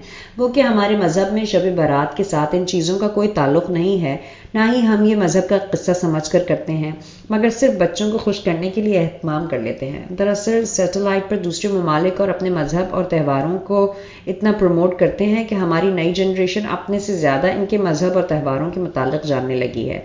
सायरा बाजी के बच्चे तो दिवाली पर चरागा करने की जिद करने लगे थे। तब से ही हमने बच्चों को शब बारात पर ये सब करने की इजाज़त दे दी। इससे कम से कम बच्चों को इतना शऊर तो हासिल होगा कि शब बारात एक अहम रात है और वो साल भर इस रात की मुंतज़र रहेंगे। बड़े होने तक वो इसकी अहमियत की असल नौयत भी समझ लेंगे। वैसे भी बच्चे अपने बड़ों से ही सीखते हैं। अभी कुछ देर बाद जब हम इबादतें करता देखेंगे तो खुद ब खुद हमारी पैरवी करना शुरू कर देंगे। वैसे भी बीजान कहानी या किस्से की सूरत में बच्चों को अपने मजहब से मुतालिक कुछ ना कुछ बताती रहती हैं और वो बातों बातों में बहुत कुछ जान लेते हैं। आयशा ने बड़ी तफसील से जवाब दिया था। मरियम, जरा देखना, सारी मोमबत्तियां बुझती जा रही हैं, इन्हें जला दो। राबिया ने दूर से दुहाई दी तो वो एक जलती हुई मोमबत्ती उठाकर बकिया मोमबत्तियां जलाने लगी। जब सारी जल चुकी तो वो हाथ में पकड़ी मोमबत्ती की लौ कतरा कतरा मुंडेर पर टपकाने लगी। इसे काम खासा दिलचस्प लगा। बाकी सब हंसी मजाक के दरमियान फुलझड़ियां जलाने में मसरूफ थे और वो अपने शुगल में मगन थी। और जब मोमबत्ती इख्तिताम को पहुंचने लगी तो इसने दीवार पर नजर दौड़ाई और वो ये देखकर पूरी तरह जीत गई कि इसने पूरी दीवार पर एक ही नाम लिख डाला था, उस्मान उस्मान उस्मान। हालांकि मोमबत्ती से खेलते हुए इसे बिल्कुल एहसास नहीं था कि वो क्या लिख रही है, और अब वो परेशानी से सोच रही थी कि क्या करे, क्योंकि लिखने से मिटाना ज्यादा मेहनत तलब کام تھا اور جو نہ مٹاتی تو کسی کی بھی نظر پڑ سکتی تھی، اور یہی وہ نہیں چاہتی تھی کہ کسی کو اس کے دل پر لکھے نام کی خبر ہو۔ چلو بھئی بچوں بس کرو، بہت رات ہو گئی۔ اس آواز پر اس نے پلٹ کر دیکھا اور دل دھک دھک کرنے لگا۔ وہ سیڑھیاں چڑھ کر اوپر ہی آ رہا تھا۔ او خدایا، اگر اس نے دیکھ لیا تو کیا ہوگا؟ وہ تو یقیناً سب کی موجودگی میں انسلٹ کر دے گا۔ پتہ نہیں اس طرح کی حماقتیں مجھ سے ہی کیوں سرزد ہو جاتی ہیں۔ اس نے پریشانی سے سوچا۔ ماموں تھوڑی دیر اور، حمزہ نے لاٹ سے کہا۔ اچھا ابھی دل نہیں بھرا تم لوگوں کا؟ وہ بڑے دلار سے بولا۔ ماموں یہ پھلجڑی جلا دیں۔ جی بیٹا ضرور۔ ماں کی فرمائش پر وہ جی جان سے تیار ہو گیا۔ ارے دیکھو پھلجڑی کو ہاتھ میں لے کر گول گول گھماتے ہیں۔ وہ ہیرا کو خوش کرتے ہوئے خود بھی چھوٹے بچے کی طرح معصوم لگ رہا تھا۔ کیسا شخص تھا وہ، ہر روپ میں دل لوٹنے والا، ایک مکمل مرد، خوبصورت انسان، بھرپور شخصیت۔ وہ بڑی وارفتگی سے اسے دیکھ رہی تھی اور پھر خود ہی چونک پڑی۔ بی جان کہہ رہی ہیں بہت وقت ہو گیا ہے، اب وضو کر کے عبادت شروع کرو۔ سارا باجی بی جان کا پیغام لائیں تو سب لڑکیاں نیچے آ گئیں۔ اگلی صبح اس نے کچن سے چھری لے کر لی اور چپکے سے چھت پر آ گئی، لیکن اس کی حیرت کی انتہا نہیں رہی۔ وہاں پر موم کا ایک قطرہ بھی نہ تھا، یوں جیسے کبھی کسی نے کچھ لکھا ہی نہ ہو، جبکہ پگھلی ہوئی موم بتیوں کا موم اپنی اپنی جگہ پر چھوٹی چھوٹی ڈھیروں کی شکل میں بدستور موجود تھا، مگر وہ نام سرے سے غائب تھا جو اس نے بڑی بے خودی کے عالم میں لکھا تھا۔ وہ حیران اور متعجب سی نیچے اتر آئی۔ آخر یہ کس نے کیا؟ کون تھا اتنا خیر خواہ جو نہیں چاہتا تھا کہ اس کے جذبوں کی تشہیر ہو؟ کون تھا ایسا رازدار جو اس کے راز کو راز رکھنا چاہتا تھا؟ وہ کئی دن تک مسلسل یہی سوچتی رہی، مگر کوئی سرا ہاتھ نہ آیا اور تنگ آ کر اس نے سوچنا ہی چھوڑ دیا۔ 14ویں کا چاند پوری جوبن پر تھا۔ روشن چاند کی نرم نرم دودھیا چاندنی نے چاروں طرف پھیل کر پوری فضا کو خوبصورت کر دیا تھا۔ مختلف پھولوں کی مدھر خوشبو سے صبح رفتار ہوا بھی مہکی ہوئی تھی، اور اس سحر زدہ چاندنی رات کو انجوائے کرنے کے لیے وہ سب لان میں ڈیرا ڈالے بیٹھے تھے۔ اس طرح کی چاندنی رات میں پوئٹری سنانے کا بہت مزہ آتا ہے، چلو بیت بازی کرتے ہیں۔ عائشہ کا اعلیٰ ذوق اس قسم کے پروگرام میں پیش رہتا تھا، مگر عثمان بھائی کے بغیر تو بیت بازی کا ہرگز مزہ نہیں آئے گا۔ کدھر ہیں عثمان بھائی؟ بلال نے پوچھا۔ شاید اپنے کمرے میں ہے، رابعہ نے اپنی پونی پر نئے سرے سے بینڈ چڑھاتے ہوئے قیاس کیا۔ تو بلاؤ نا کوئی جا کے، سلمان مشورہ دینے میں ماہر تھا، مگر خود بلانے جاتا یہ ممکن نہ تھا۔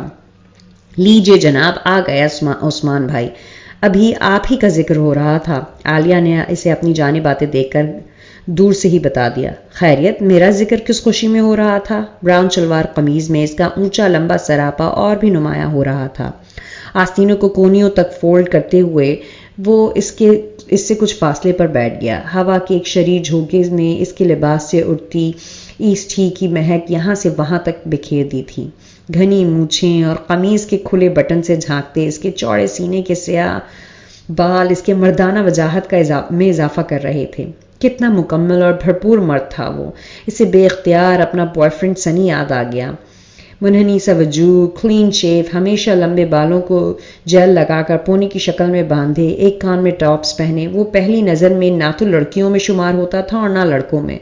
ہم لوگ سوچ رہے تھے کہ بیت بازی کی جائے، اسی لیے آپ کو بلانے جا رہے تھے۔ عالیہ کی آواز پر وہ اپنے خیالوں سے پلٹ آئی۔ آئیڈیا تو اچھا ہے، کون سنا رہا ہے سب سے پہلے؟ عثمان نے پوچھا۔ میں سناؤں؟ اس نے سب سے پہلے یوں ہاتھ اٹھا کر پوچھا جیسے کلاس روم میں کسی سوال کا جواب دینے جا رہی ہو، پھر اپنی عجلت پر خود ہی چھیپ گئی، اور شاید آج پہلی بار اس کی بے ساختہ انداز پر عثمان کے ہونٹوں پر بھی اختیار مسکراہٹ آ گئی۔ تم اور پوئٹری سناؤ گی؟ بلال نے تعجب سے پوچھا۔ وہ جو ہمیشہ انگلش میوزک، انگلش ناولز پڑھتی تھی، اس سے اردو شاعری کی توقع رکھنا ہی عجیب بات تھی۔ تمہیں کوئی غزل آتی ہے؟ عائشہ بھی حیران تھی۔ ہاں، پوری 2۔ اس نے زبان ہونٹوں تلے دبائی۔ I mean 2 تو نہیں، بہت سی آتی ہیں، میں نے کون سا رٹا مار کر یاد کی ہیں، بس ایک دفعہ پڑھتی ہوں پھر بھولتی ہی نہیں۔ اس نے اپنی جانب سے عثمان احمد کو امپریس کرنے میں کوئی کسر نہیں چھوڑی تھی، اور وہ شاید واقعی امپریس ہو گیا تھا، تبھی تو اس کے ہونٹوں پر اب تک بڑی دلفریب مسکراہٹ رقصاں تھی۔ واقعی؟ سلمان کو اب تک یقین نہیں آ رہا تھا۔ تو اور کیا میں جھوٹ بول رہی ہوں؟ وہ برا مانتے ہوئے بولی۔ تو پھر ہو جائے کزن ایک آدھ غزل. آج پہلی بار عثمان نے اسے اس انداز میں مخاطب کیا تھا. دل یکبارگی دھڑکا تھا. وہ کتنی ہی دیر اسے دیکھتے ہوئے کچھ سوچتی رہی اور پھر لفظ خود بخود اس کے ہونٹوں سے ادا ہونے لگے. کاش تو بھی ہو سراپا جستجو میرے لیے، تو پھرے دیوانگی میں چار سو میرے لیے، میں چمک بن کر بسوں لال و گہر کے درمیاں، تو کرے پھر پتھروں سے گفتگو میرے لیے. جب تصور میں تیرے میں لپکوں کوندے کی طرح، خود کرے تو اہتمام رنگ و بو میرے لیے، میں سمندر کی طرح خاموش بیٹھوں منتظر، تو چلے کہیار سے پھر مثل آب و آب جو میرے لیے. میں ہوا کے دوش پہ اڑ جاؤں رشتے توڑ کر، شہر میں ہو تو پریشان کو بکو میرے لیے. اس کے لہجے میں چھپے جذبوں کی کھنک بہت واضح تھی. چار سو چھائی خاموشی میں اس کی آواز کا ارتعاش بے حد بھلا لگ رہا تھا. ارد گرد سے قطعی بے نیاز وہ لوگ اپنے آپ میں گم بہت کھو کر بیٹھے بڑے جذب سے شعر پڑھ رہی تھی. اس کے لہجے کی سچائیاں گواہ تھی کہ یہ محض لفظ نہیں، اس کے دل کی آواز ہے. ویری گڈ، بہت اچھے. آخری شعر پر عثمان نے بہت کھل کر داد دی تھی. اس نے بے اختیار پلکیں اٹھا کر دیکھا. وہ بڑی ستائشی نظروں سے اسے دیکھ رہا تھا. اسے اپنی سماعتوں اور اپنی بصارتوں پر یقین نہیں آ رہا تھا. وہ اسے ستائشی نظر سے دیکھے اور پھر داد بھی دے. کیسی انوکھی بات تھی. یہ پوئٹری تو بڑی کمال کی چیز ہے. میں تو پیپر میں ایڈ دے سکتی ہوں صرف ایک غزل سے سنگ دل محبوب آپ کے قدموں میں نہیں، آپ کے پہلو میں. وہ بے تحاشا خوش ہوتے ہوئے سوچ رہی تھی. رمضان المبارک کی آمد کے ساتھ ہی گھر میں جیسے رونقیں اتر آئی تھیں. شب و روز کلی طور پر بدل گئے تھے. سبھی روزے کے پابند تھے. سحری کے وقت ہلچل سی مچی ہوتی. چچی اور تائی سب سے پہلے اٹھتی اور باورچی خانہ سنبھال لیتی. سجے سجائے دسترخوان پر گھر کے تمام افراد موجود ہوتے. فجر کی نماز ادا کرنے کے بعد تمام لڑکیاں کلام پاک کھول کر بیٹھ جاتی اور دیر تک پڑھتی رہتی. مریم تھوڑا سا سپارہ پڑھ کر سو جاتی اور باقی سب افراد اپنی اپنی روٹین کے مطابق کام کرتے رہتے. افطاری کے وقت معمول سے کہیں زیادہ چہل پہل ہوتی. عالیہ عائشہ تمام تر اہتمام گھر پر کرتی. سموسے، پکوڑے، دہی بھلے، آلو کی ٹکیاں، غرض ہر چیز گھر پر تیار کی جاتی. ہر طرف بڑی مقدس سی خوشبو پھیلی ہوتی. اسے یہ سب بہت خوبصورت، بہت نیا سا لگتا کیونکہ وہ مسلمان تھی اور شروع سے پاکستان میں رہی تھی، لیکن اس نے کبھی ایسا ماحول دیکھا ہی نہیں تھا. اس کے ہاں تو رمضان کی آمد کا کچھ پتہ ہی نہیں چلتا تھا. پاپا ہائی بلڈ پریشر کے مریض تھے اور ممی کو غالباً کبھی شوق ہی نہیں ہوا تھا اور نہ انہوں نے کبھی وکی یا مومو سے کہا کہ وہ روزہ رکھیں. البتہ عید ملن کے نام پر گرینڈ پارٹی ضرور دی جاتی تھی اور اسے اب احساس ہو رہا تھا کہ ممی نے کتنا برا کیا تھا اسے اتنے خوبصورت رشتوں اور اتنے مقدس ماحول سے دور کر کے. اس کی سوچوں میں بتدریج تبدیلی آتی جا رہی تھی اور اب وہ اکثر بی جان کے کمرے میں پائی جاتی تھی. ان کی باتیں کیسے لو دیتی تھیں. ان کا مخصوص دھیما محبتوں میں گندھا لہجہ اس کے اندر تک اتر جاتا. اسے لگتا جیسے اس کے چار سو روشنی پھیل گئی ہو. ان کے چہرے پر کتنا نور آیا تھا. یوں لگتا تھا وہ پاکیزگی کے حصار میں گھر گئی ہو. ان کی دعاؤں سے اس کی روح تک منور ہونے لگتی تھی. کتنا سکون سرایت کر جاتا اس کے رگ و پے میں. کیسی مقدس سی خوشبو پھوٹتی تھی اس کے وجود میں. اس نے تو کبھی کسی بزرگ کو اتنی قریب سے دیکھا ہی نہ تھا. اس کے نزدیک تو بوڑھے لوگ انتہائی بور اور فضول باتیں کرنے والے ہوتے ہیں. انہیں عادت ہوتی ہے ہر کام میں روک ٹوک کرنے کی. اپنی زندگی گزار چکے ہوتے ہیں اور ینگ جنریشن پر اپنی مرضی مسلط کرنا چاہتے ہیں. یورپ والے بہت اچھا کرتے ہیں جو انہیں اولڈ ہاؤس میں چھوڑ آتے ہیں. کچھ عرصہ پہلے تک اس کے خیالات کچھ ایسے ہی تھے مگر اب تو وہ ایسا سوچ بھی نہیں سکتی تھی. رمضان المبارک کا آخری عشرہ چل رہا تھا اور آج کل عبادت کے ساتھ عید کی تیاریاں بھی زور پکڑ چکی تھیں. لڑکیوں کے کپڑے، جوتیاں، جیولری، عید کارڈز کی خریداری، پورے گھر کی نئے سرے سے خصوصی طور پر صفائی ستھرائی، گویا ایک افراتفری کا عالم تھا. ہر طرف مصروفیت ہی مصروفیت تھی. تائی جان کو سائرہ باجی اور زینب آپی کی عیدی بھجوانے کی فکر تھی. وہ 27ویں کی مقدس ترین شب تھی اور تمام رات عبادت کرتی رہی تھی. لڑکے مسجد میں گئے ہوئے تھے. لڑکیاں تائی جان کے ساتھ پڑھ رہی تھیں. تھوڑے سے نوافل یا تلاوت کے بعد کسی کو چائے کی طلب ہوتی، کوئی باتھ روم چلی جاتی، مگر تائی جان کی ڈانٹ پر فوراً ہی واپس آ جاتی۔ عبادت کا سلسلہ فجر کی نماز تک جاری رہا۔ بی جان ہمیشہ اپنے کمرے میں عبادت کرتی تھیں۔ اس نے آج پہلی بار اس مقدس رات کی اہمیت کو سمجھتے ہوئے شب بھر عبادت کی تھی، اور جب دعا کے لیے ہاتھ اٹھائے تو نہ جانے کیوں آنسو اس کی پلکوں سے موتیوں کی صورت میں ٹوٹ ٹوٹ کر گرنے لگے۔ دل کی عطا گہرائیوں سے دعا مانگتے ہوئے اس کے ہونٹوں پر ایک ہی نام تھا۔ چاند رات کی رونقیں عروج پر تھیں۔ ٹی وی پر چاند نظر آنے کا اعلان سنتے ہی گھر میں گہما گہمی ہو گئی تھی۔ عشاء کی نماز کے بعد مبارکباد کا سلسلہ شروع ہو گیا تھا۔ سارا باجی، زینب آپی، پھوپھو، باری باری سب کے فون آ رہے تھے۔ ٹیلی ویژن پر زرق برق اشتہار اور مختلف پروڈکٹس کی جانب سے عید مبارکبادوں نے اس رات کی خوبصورتی میں اور بھی اضافہ کر دیا تھا۔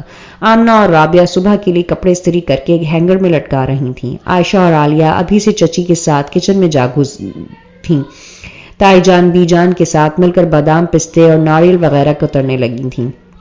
مریم، اگر کچھ کرنا ہے تو ابھی کر لو، کچھ دیر میں بلال وغیرہ آ جائیں گے تو ہم نے بازار جانا ہے چوڑیاں لینے۔ رابعہ نے بابا جان کا ویسٹ کوٹ ہینگر میں ڈالتے ہوئے اسے مطلع کیا تو اسے اس کی پھرتی سے کام کرنے کی وجہ سمجھ میں آ گئی، اور پھر جب تک بلال اور سلمان آئے وہ سب تقریباً فارغ ہو چکی تھیں، اور ان کے سر ہو گئی تھی کہ انہیں بازار لے کر جائے، مگر وہ مسلسل ٹال رہے تھے، مگر دوسرے لفظوں میں انہیں تنگ کر رہے تھے۔ لو بھلا، آج کا دن بھی باہر جانے کا ہے، بازار میں اتنا رش ہے کہ ایک آدھ واپسی پر مس بھی ہو گئی تو پتہ نہیں چلے گا۔ بلال نے انہیں منفی پہلو سے آگاہ کرتے ہوئے باز رکھنے کی بھرپور کوشش کی۔ تو تم کس لیے ساتھ جاؤ گے؟ دھیان رکھنا ہمارا۔ عائشہ نے بالوں میں برش کرتے ہوئے اسے ہدایت کی۔ ہم پاگل ہیں جو آج کی رات بھی تم پر دھیان رکھیں گے؟ اور ویسے بھی ہمارا دھیان ادھر سے ہٹے گا تو ادھر ہوگا نا۔ سلمان نے بلال کو آنکھ مارتے ہوئے معنی خیز انداز میں کہا تو انہیں بھی اس کے ادھر ادھر کی فوراً سمجھ میں آ گئی۔ ہاں، پتہ چل گیا ہے ہمیں، خود جو لڑکیاں تاڑنی ہیں باہر جا کے، اسی لیے ہمیں نہیں لے جا رہے۔ عثمان بھائی پتہ نہیں کہاں گئے ہیں، وہ ہمیں فوراً لے جاتے۔ عالیہ نے غصہ پہنتے ہوئے کہا۔ ہم انکار کر رہے ہیں اور تم تیاریاں کر رہی ہو؟ بلال نے رابعہ کو پونی باندھتے دیکھ کر حیرت سے کہا۔ اس لیے کہ لے کے تو تمہیں ہر حال میں جانا ہوگا، کیونکہ ہم بی جان سے پوچھ چکے ہیں۔ جاؤ مریم، تم تیار ہو۔ عائشہ نے بی جان کا نام لیتے ہوئے دھونس جمائی، اور یہ مریم بھی جانتی تھی کہ بی جان کے حکم کی دلوی کرنا کوئی نہیں کر سکتا، سو وہ تیار ہونے کمرے میں آ گئی۔ بلیک ٹائٹ پر بہت چھوٹی آستینوں والی ریڈ ٹی شرٹ پہنے وہ بہت خوبصورت کھلے ہوئے گلاب کی مانند تروز و تازہ دلکش لگ رہی تھی۔ لپسٹک کے ہلکے سے ٹچ نے اس کے دھلے دھلائے چہرے کو اور بھی نکھار دیا تھا۔ مریم، اب آ بھی چکو، عثمان بھائی انتظار کر رہے ہیں۔ اس کے کمرے کے پاس سے گزرتے ہوئے عالیہ نے کہا تو اس کا دل یک بارگی سے دھڑکا۔ گویا عثمان کی بروقت آمد سے بلال سلمان کی جان چھوٹ گئی تھی، اور اس کے ساتھ جانے کا تصور ہی اتنا دلکش تھا کہ من کے تار جھنجھنا اٹھے تھے اور دھڑکنیں کسی مدھر سے لے پر رقصہ ہو گئی تھی۔ بالوں میں برش کر کے اس نے پرفیوم کا بے دریغ چھڑکاؤ کیا اور بیگ کندھے پر ڈال کر باہر آ گئی۔ آپ بھی ہمارے ساتھ جا رہی ہیں؟ اس کی تیاری دیکھ کر عثمان نے اچنبے لہجے میں پوچھا۔ جی ہاں، I'm sorry، آپ اس حلیے میں میرے ساتھ نہیں جا سکتی۔ کتنا بے مروت اور بدلحاظ تھا وہ، تمام کزنز کے سامنے اس قدر توہین، اس کا رنگ پھیکا پڑ گیا۔ عثمان بھائی، اس کی حالت کا اندازہ لگاتے ہوئے عالیہ نے احساس دلانے کی کوشش کی۔ تم کچھ بھی کہو عالیہ، مجھے اپنی کزنز کی نمائش نہیں لگوانی جو یوں سجا سنوار کر بغیر دوپٹے کے بازاروں میں غیر مردوں کی دعوت نظارہ دیتا پھروں۔ اسے کہو اگر میرے ساتھ چلنا ہے تو دوسری لڑکیوں کی طرح خود کو اچھی طرح سمیٹ کر کوئی ڈھنگ کا لباس پہن کر چلے۔ اتنا کہہ کر وہ گاڑی کا لاک کھولنے لگا اور وہ اندر کی جانب پلٹ آئی، اور پھر عالیہ وغیرہ کے ہزار اصرار کے باوجود اس نے ساتھ جانے سے انکار کر دیا۔ بلاخر وہ سب چلی گئی تھیں۔ وہ لائٹ آف کر کے بیڈ پر آ گئی اور آنکھوں میں جیسے ساون اتر آیا تھا۔ اس نے بات بھی کی تو ایسی کی تھی، سب کزنز کے درمیان کتنی انسلٹ کی تھی، کیسا بے مول کر دیا تھا اسے، سارا غرور تنفر ملیاں میٹ کر دیا تھا، کتنا کٹھور تھا جسے وہ دل کے سنگھاسن پر سب سے اونچے مقام پر جگہ دے بیٹھی تھی۔ نہ جانے کب تک روتی رہی۔ وہ لوگ تقریباً 1 بجے واپس آئی تھیں۔ مریم، ابھی تک جاگ رہی ہو؟ رابعہ نے لائٹ جلاتے ہوئے پوچھا۔ اس نے آنکھوں پر بازو رکھے جواب دیا۔ چلو لاؤنج میں چلتے ہیں، سب ادھر ہی بیٹھی ہیں۔ میرا دل نہیں چاہ رہا۔ مجھے افسوس ہے مریم، عثمان بھائی نے یوں مس بہیو کیا، لیکن ان کا مقصد تمہاری انسلٹ کرنا نہیں تھا، بس وہ تھوڑے سے پازیٹیو ہیں، وہ یہ برداشت نہیں کر سکتے کہ ہمارے گھر کی کسی لڑکی کو کوئی غیر مرد غلط نظر سے دیکھے۔ میں تم سے ایک بار پھر سوری کرتی ہوں، اٹھو نا پلیز، صبح عید ہے، اپنا موڈ صحیح کرو۔ ہم سب نے بازار میں بہت انجوائے نہیں کیا، تمہارے بغیر انجوائے نہیں کیا، اس نے بہت اصرار سے کہا جاتے ہوئے بھی وہ سب معذرت کر چکی تھیں اور وہ اتنی اچھی کزنز کا مزہ خراب نہیں کرنا چاہتی تھی، اسی لیے اس کے ساتھ باہر آ گئی۔ وہ سب لاؤنج میں موجود بازار کی رونقوں پر بے لاگ تبصرہ کر رہی تھیں۔ شکر ہے تم نے ہمیں جوائن تو کیا، دیکھو ہم تمہارے لیے کتنی خوبصورت چوڑیاں لائے ہیں، عائشہ نے اسے دیکھ کر خوشی سے کہا اور چوڑیاں دکھانے لگی۔ رابعہ نے ہلکی آواز میں ڈیک لگا دیا تھا، آمنہ چائے بنا لائی تھی، عالیہ مہندی کی بہت سے ڈیزائنز جو اسے موقع کے لیے سنبھال لیے تھے اٹھا لائی تھی، اور پھر سب نے ایک دوسرے کے ہتھیلیوں پر خوبصورت بیل بوٹے بنائے کہ رات کے 2:30 بج گئے اور چچی جان کے احساس دلانے پر سب سونے کے لیے اٹھیں۔ عید کی صبح کتنی دلکش ہوتی ہے، اس کا احساس اسے آج ہوا تھا۔ اپنے گھر تو اس نے ہمیشہ عید سو کر ہی گزاری تھی، لیکن یہاں عائشہ نے اسے یہ کہتے ہوئے صبح اٹھا دیا تھا کہ عید کے دن دیر تک سونے پر بی جان بہت خفا ہوتی ہیں۔ عید کی نماز میں بہت تھوڑا سا وقت باقی رہ گیا تھا، لڑکوں کی تیاریاں اور عجلت کے باعث افراتفری مچی تھی۔ وہ سب مسجد گئے تو کچھ سکون ہوا۔ تائی اور چچی جان کچن میں معمول سے زیادہ مصروف تھیں۔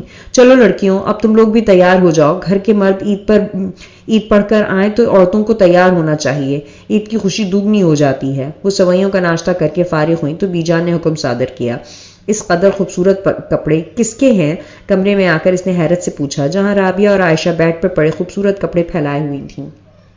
جناب یہ آپ کے لیے ہیں۔ میرے؟ اس نے حیرت سے پوچھا۔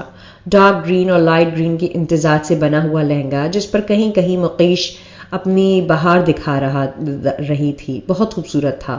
بی جان ہر سال عید پر ہمیں کپڑے بنوا کر دیتی ہیں، تمہارے لیے یہ ڈریس ہم سب نے پسند کیا ہے، اسے پہن کر تم بالکل مقلیہ شہزادی لگو گی، رابعہ نے اسے پیار سے دیکھتے ہوئے کہا۔ مگر مجھے تم نے بتایا ہی نہیں، سرپرائز کا اپنا ہی لطف ہے، اور اب فوراً پہن لو ورنہ چھوٹے ابو عیدی نہیں دیں گے، عائشہ نے اسے خبردار کیا۔ ہاں بس پہنتی ہوں۔ وہ کپڑے لے کر باتھ روم میں گھس گئی اور جب تیار ہو کر باہر آئی تو سارا منظر ہی بدلا ہوا تھا۔ پی جان سے لے کر چچی جان تک سب تیار ہو چکی تھیں۔ عائشہ اور عالیہ نے چوڑی دار پاجامے پہن رکھے تھے، آمنہ اور رابعہ نے لہنگا اور غرارہ بنوایا تھا، دونوں ہاتھوں میں چوڑیاں، مہندی سے بھرے ہاتھ کتنی اچھی لگ رہی تھیں اس طرح سجی سنوری لڑکیاں، دھنک کے رنگ جیسے یہاں سے وہاں تک بکھرے پڑے تھے۔ عید مبارک بی جان اینڈ ڈیئر کزنز، مسجد سے واپسی پر سب سے پہلا بلال اندر آیا تھا۔ بابا جان اور چھوٹے ابو کے آتے ہی سب لڑکیاں ان کے گرد جمع ہو گئیں اور عید مبارک کے جواب میں سب کے سروں پر شفقت سے ہاتھ پھیرتے ہوئے انہوں نے باری باری سب کو عیدی دی، اور اسی وقت وہ ستمگر بھی آ گیا تھا۔ چلو بھائی سب لائن بنا لو، وہ چونکہ سب سے بڑا تھا لہٰذا اس سے لڑ جھگڑ کر عیدی وصول کیا کرتی تھیں وہ سب، اب بھی وہ اس کے گرد ہو گئی تھیں اور مریم چپکے سے وہاں سے کھسک آئی تھی۔ گو کہ آج کا دن بہت خوبصورت تھا، ایسی عید اس نے اس سے پہلے کبھی نہیں دیکھی تھی، اسے سب کچھ بہت اچھا لگ رہا تھا، لیکن رات کے واقعے کی وجہ سے وہ اندر سے بہت افسردہ سی تھی۔ وہ ان سب کی خوشی کی خاطر ان کا ساتھ تو دے رہی تھی، لیکن اس کا دل ہرگز خوش نہ تھا، اس کا دل چاہ رہا تھا یہاں سے چلی جائے۔ بوجھل دل کے ساتھ وہ کب تک ان کا ساتھ دے سکتی تھی؟ آپ عیدی نہیں لیں گی؟ وہ اپنی سوچوں میں گم تھی جب دروازے پر دستک کے ساتھ ہی اس کی آواز ابھری۔ اس نے پلٹ کر دیکھا، وہ دروازے کے بیچوں بیچ کھڑا تھا۔ آپ ناراض ہیں مجھ سے؟ کتنا گمبھیر شائستہ لہجہ تھا۔ اس کی آنکھیں بے اختیار نم ہو گئیں۔ سبز مقیش والے لہنگے میں ملبوس، ہنائی ہاتھوں میں کانچ کی چوڑیاں پہنے، بھیگی پلکوں کے ساتھ وہ کتنی اچھی لگ رہی تھی۔ دیکھیں کل میں نے جو کچھ کہا میں اس پر معذرت خواہ ہوں، آپ میری کزن ہیں، ہماری عزت ہے، میری غیرت گوارا نہیں کر سکتی کہ آپ کو غلط نظر سے لوگ دیکھیں۔ میرے نزدیک لڑکیوں کو اپنے تقدس کا خیال خود رکھنا چاہیے۔ جو لڑکیاں خود کو سمیٹ کر رکھتی ہیں ان کی طرف اٹھنے والی نظریں خود بخود جھک جاتی ہیں۔ بہرحال I'm sorry for that۔ آج عید ہے اور عید کے روز کسی کو ناراض نہیں رہنے دیا جاتا۔ پلیز آپ باہر آئیں اور سب کے ساتھ انجوائے کریں، ورنہ مجھے بی جان سے اچھی خاصی ڈانٹ پڑ جائے گی، پہلے بھی ڈانٹ کھا چکا ہوں۔ اس نے مسکرا کر کہا تو مریم کے ہونٹوں پر بھی کسی بے جان مسکراہٹ دوڑ گئی۔ وائٹ کڑکڑاتے ہوئے شلوار قمیض پر جدید انداز میں پیچھے سے آگے لاکر بازوؤں کے گرد براؤن دھسا لپیٹے وہ کس قدر وجیح لگ رہا تھا. اسے نظر چرانا پڑ گئی. آپ چلیں، میں آ رہی ہوں. Thank you. وہ مطمئن ہو کر باہر نکل گیا اور اس کے جانے کے بعد بجائے ریلیکس ہونے کے اس کے دل پر کتنا ہی بوجھ آن پڑا. کتنا بے خبر تھا وہ اس کے جذبوں سے اور دل ناداں سے. ذرا سے التفات سے کیسی کیسی خوش فہمیاں پال لیتا تھا. وہ تو اسے کزن کے علاوہ کچھ بھی سمجھتا ہی نہیں تھا. اگر معذرت بھی کرنے آیا تھا تو محض مہمان سمجھ کر، عید کے دن کا خیال کر کے، یا پھر محض بی جان کی ڈانٹ کے ڈر سے. گویا اس کی ذات کو وہ ہرگز کوئی اہمیت نہیں دیتا تھا. اس کی ذات سے اسے کوئی لگاؤ، کوئی انسیت نہیں تھی، اور وہ اسے پانے کی خواب دیکھ رہی تھی. اس کے سنگوں میں زندگی گزارنے کی دعائیں مانگتی تھی. کتنی کم فہم تھی وہ. یہ بھلا ممکن ہی کہاں تھا. مریم، تم اب تک یہاں ہو؟ چلنا نہیں ہے کیا؟ عالیہ نے اس کے کمرے میں آ کر پوچھا. کدھر؟ اوہو، میں تمہیں بتانا ہی بھول گئی. آج دوپہر کا کھانا میرے ماموں کی طرف ہے. عید پر ہم سب ایک روز ایک گھر میں اکٹھے ہوتے ہیں، اسی لیے تو لڑکیاں اتنے اہتمام سے کپڑے بنواتی ہیں. عالیہ نے بتایا تو وہ اس بات میں سر ہلاتی ہوئی اس کے ساتھ باہر آ گئی. ماموں کی طرف سے وہ دوپہر کو لوٹے تھے. اگلے روز سائرہ باجی اور زینب بھابی اپنے اپنے میاں کے ساتھ آ گئیں اور پھر تو 2-3 دن ایسی ہی مصروفیات میں وقت گزر گیا. لیکن اس قدر ہنگامے اور رونق کے باوجود اس کے اندر یاسیت سی پنہاں تھی. شاید اسی لیے جیسے ہی ممی پاپا کا فون آیا کہ وہ کراچی پہنچ گئے ہیں، وہ بھی اسی شام واپسی کی تیاری کرنے لگی اور اگلے روز صبح کی فلائٹ سے گھر واپس آ گئی. وہ سمجھتی تھی شاید وہ ممی پاپا کو مس کر رہی ہے، لیکن ان سے مل لینے کے باوجود اس کے اندر کی بے کلی کم نہیں ہوئی تھی. ممی نے اس کی خاموشی اور بدلی کیفیت کو محسوس کیا تھا، مگر وہ خود بھی آج کل بہت اپسیٹ تھیں. وکی نے وہیں شادی کر لی تھی اور انہیں مطلع تک کرنے کی زحمت نہیں کی تھی. وہ تو ممی پاپا اچانک خود ہی اس سے ملنے چلے گئے تو انہیں خبر ہوئی. ممی نے اس سے کہا تھا کہ چند روز کے لیے پاکستان آ جائے تاکہ وہ ایک شاندار قسم کا فنکشن کر کے اپنے شوق پورے کر سکیں، لیکن وکی نے یہ کہتے ہوئے انکار کر دیا تھا کہ اتنی مصروفیت میں اگر وہ تھوڑا سا ٹائم نکالے بھی تو اسے پاکستان میں کیوں ضائع کرے. وہی چند دن وہ کسی اچھی جگہ پر کیوں نہ انجوائے کرے. ممی کو اس کی شادی کرنے پر افسوس نہیں ہوا تھا، لیکن اس کے رویے سے وہ بہت ہرٹ ہوئی تھیں. اکلوتے لاڈلے بیٹے کی نظر میں اپنی ماں اور فیملی کی کتنی اہمیت ہے، وہ اس کا اندازہ انہیں اب ہوا تھا. یہ وہی بیٹا تھا جس کی اچھی تربیت کے لیے وہ اپنے سسرال کے بیکورڈ ماحول سے ہمیشہ کے لیے نکل آئی تھیں اور کبھی پلٹ کر نہ دیکھا تھا کہ کہیں ان کے بچوں میں بھی وہی دقیانوسیت نہ آ جائے. اور اب وہ سچ مچ ماڈرن ثابت ہو گیا تھا. اور یہ سب جان کر مریم کو عالیہ کی باتیں یاد آ گئی تھیں. اس نے صحیح کہا تھا کہ محبتوں کے قرض نسل در نسل منتقل ہوتے ہیں. اگر آج ہم اپنے بزرگوں کی روایتوں کو فرسودہ جان کر رد کریں گے تو کل کو ہماری نسلیں ہمارے اصولوں اور روایتوں کو بھی رد کر دیں گی. ہم نے اپنے بڑوں کو، بزرگوں کو ہمیشہ عزت کرتے دیکھا ہے، لہٰذا ہم بھی اپنے بڑوں کو اسی طرح عزت اور ادب اور احترام کرتے ہیں. اور اس کی باتیں بالکل درست تھیں. کچھ عرصہ قبل ممی جو کچھ بو چکی تھیں، اب انہیں وہ فصل کاٹنے کے لیے تیار ہونا چاہیے تھا. وہ مکافات عمل تھا. ریما، سنی اور روبا سبھی واپس آ چکے تھے. ان کی وہی پرانی مصروفیات تھیں. آئے روز کی پارٹیز، کلبز، فنکشنز. اسے اب ان سب چیزوں سے اب کوئی دلچسپی نہ رہی تھی، بلکہ اس نے تو باہر نکلنا ہی چھوڑ دیا تھا. سنی دن میں کئی بار فون کرتا، ریما اصرار کرتی، روبا ناراض ہوتی. کبھی وہ تینوں مل کر اسے لینے آ جاتے، لیکن اس کا دل جانے کو آمادہ ہی نہ ہوتا. وہ لڑتے جھگڑتے اور بالآخر ناراض ہو کر واپس چلے جاتے. پتہ نہیں موسم بدلا تھا یا اس کے ہی اندر اداسیاں اتر آئی تھیں. کیسی پھیکی اور بے کیف تھی زندگی. ایک خالی پن کا احساس ہمہ وقت اس کی ذات کا احاطہ کیے رہتا. نہ کوئی آس تھی، نہ امید. کیسا اجنبی اور روکھا پھیکا سا تعلق تھا. نہ کوئی عہد و پیما، نہ کوئی وعدہ، نہ کوئی قسم. پھر بھی دل ہر پل اس کی آہٹوں کا منتظر رہتا تھا. کتنی وفادار تھی وہ اس جفا جو کی، جو اس کو بھول بھی چکا ہوگا. کبھی کبھی وہ سوچتی، جو پہنچ سے اتنی دور ہوتے ہیں وہ دل میں کیوں آ بستے ہیں. لیکن شاید اسی بے اختیاری کا نام ہی تو محبت ہے. دل بڑے طویل اور بوجھل سے ہو گئے تھے. من آنگن میں جیسے خزاں نے ڈیرے ڈال رکھے تھے. یوں لگتا ہے اس کی ذات کا کوئی حصہ کہیں رہ گیا ہو، جیسے بہت ادھوری، بہت نامکمل ہو وہ.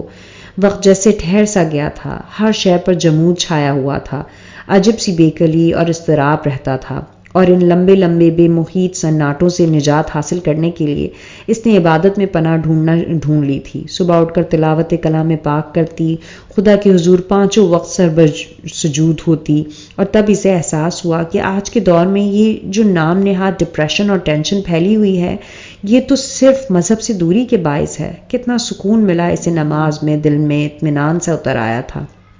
اسے لگتا جیسے وہ خدا سے بہت قریب ہو گئی ہو، جیسے خدا اس کے پاس ہی تو ہے ہر پل ہر دم، اور تبھی تو اسے یقین ہو گیا تھا کہ وہ اس کی ضرور سنے گا، اور پورے یقین کے ساتھ وہ بڑے خشوع و خضوع سے اپنے رب سے مانگنے لگی تھی۔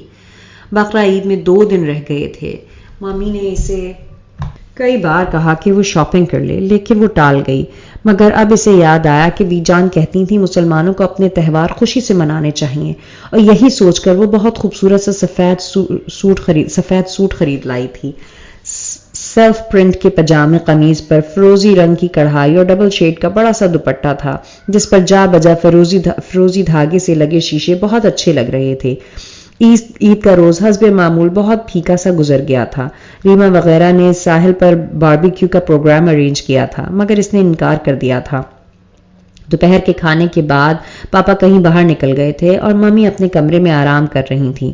وہ کتنی دیر باہر لان میں تنہا بیٹھی رہی، اور جب عصر کی نماز کا وقت ہوا اٹھ کر اندر آ گئی۔ آج اسے بی جان کے گھر منائی گئی عید بار بار یاد آ رہی تھی، اور عید کے ساتھ ہی وہ ستمگر بھی، اور جب نماز کے بعد دعا کے لیے ہاتھ اٹھائے تو وہ سوبر سا وجود اس کی آنکھوں میں اتر آیا، اور پھر جانے کیا ہوا، بند پلکوں سے آنسو ٹوٹ ٹوٹ کر ہتھیلیوں کو بھگونے لگے۔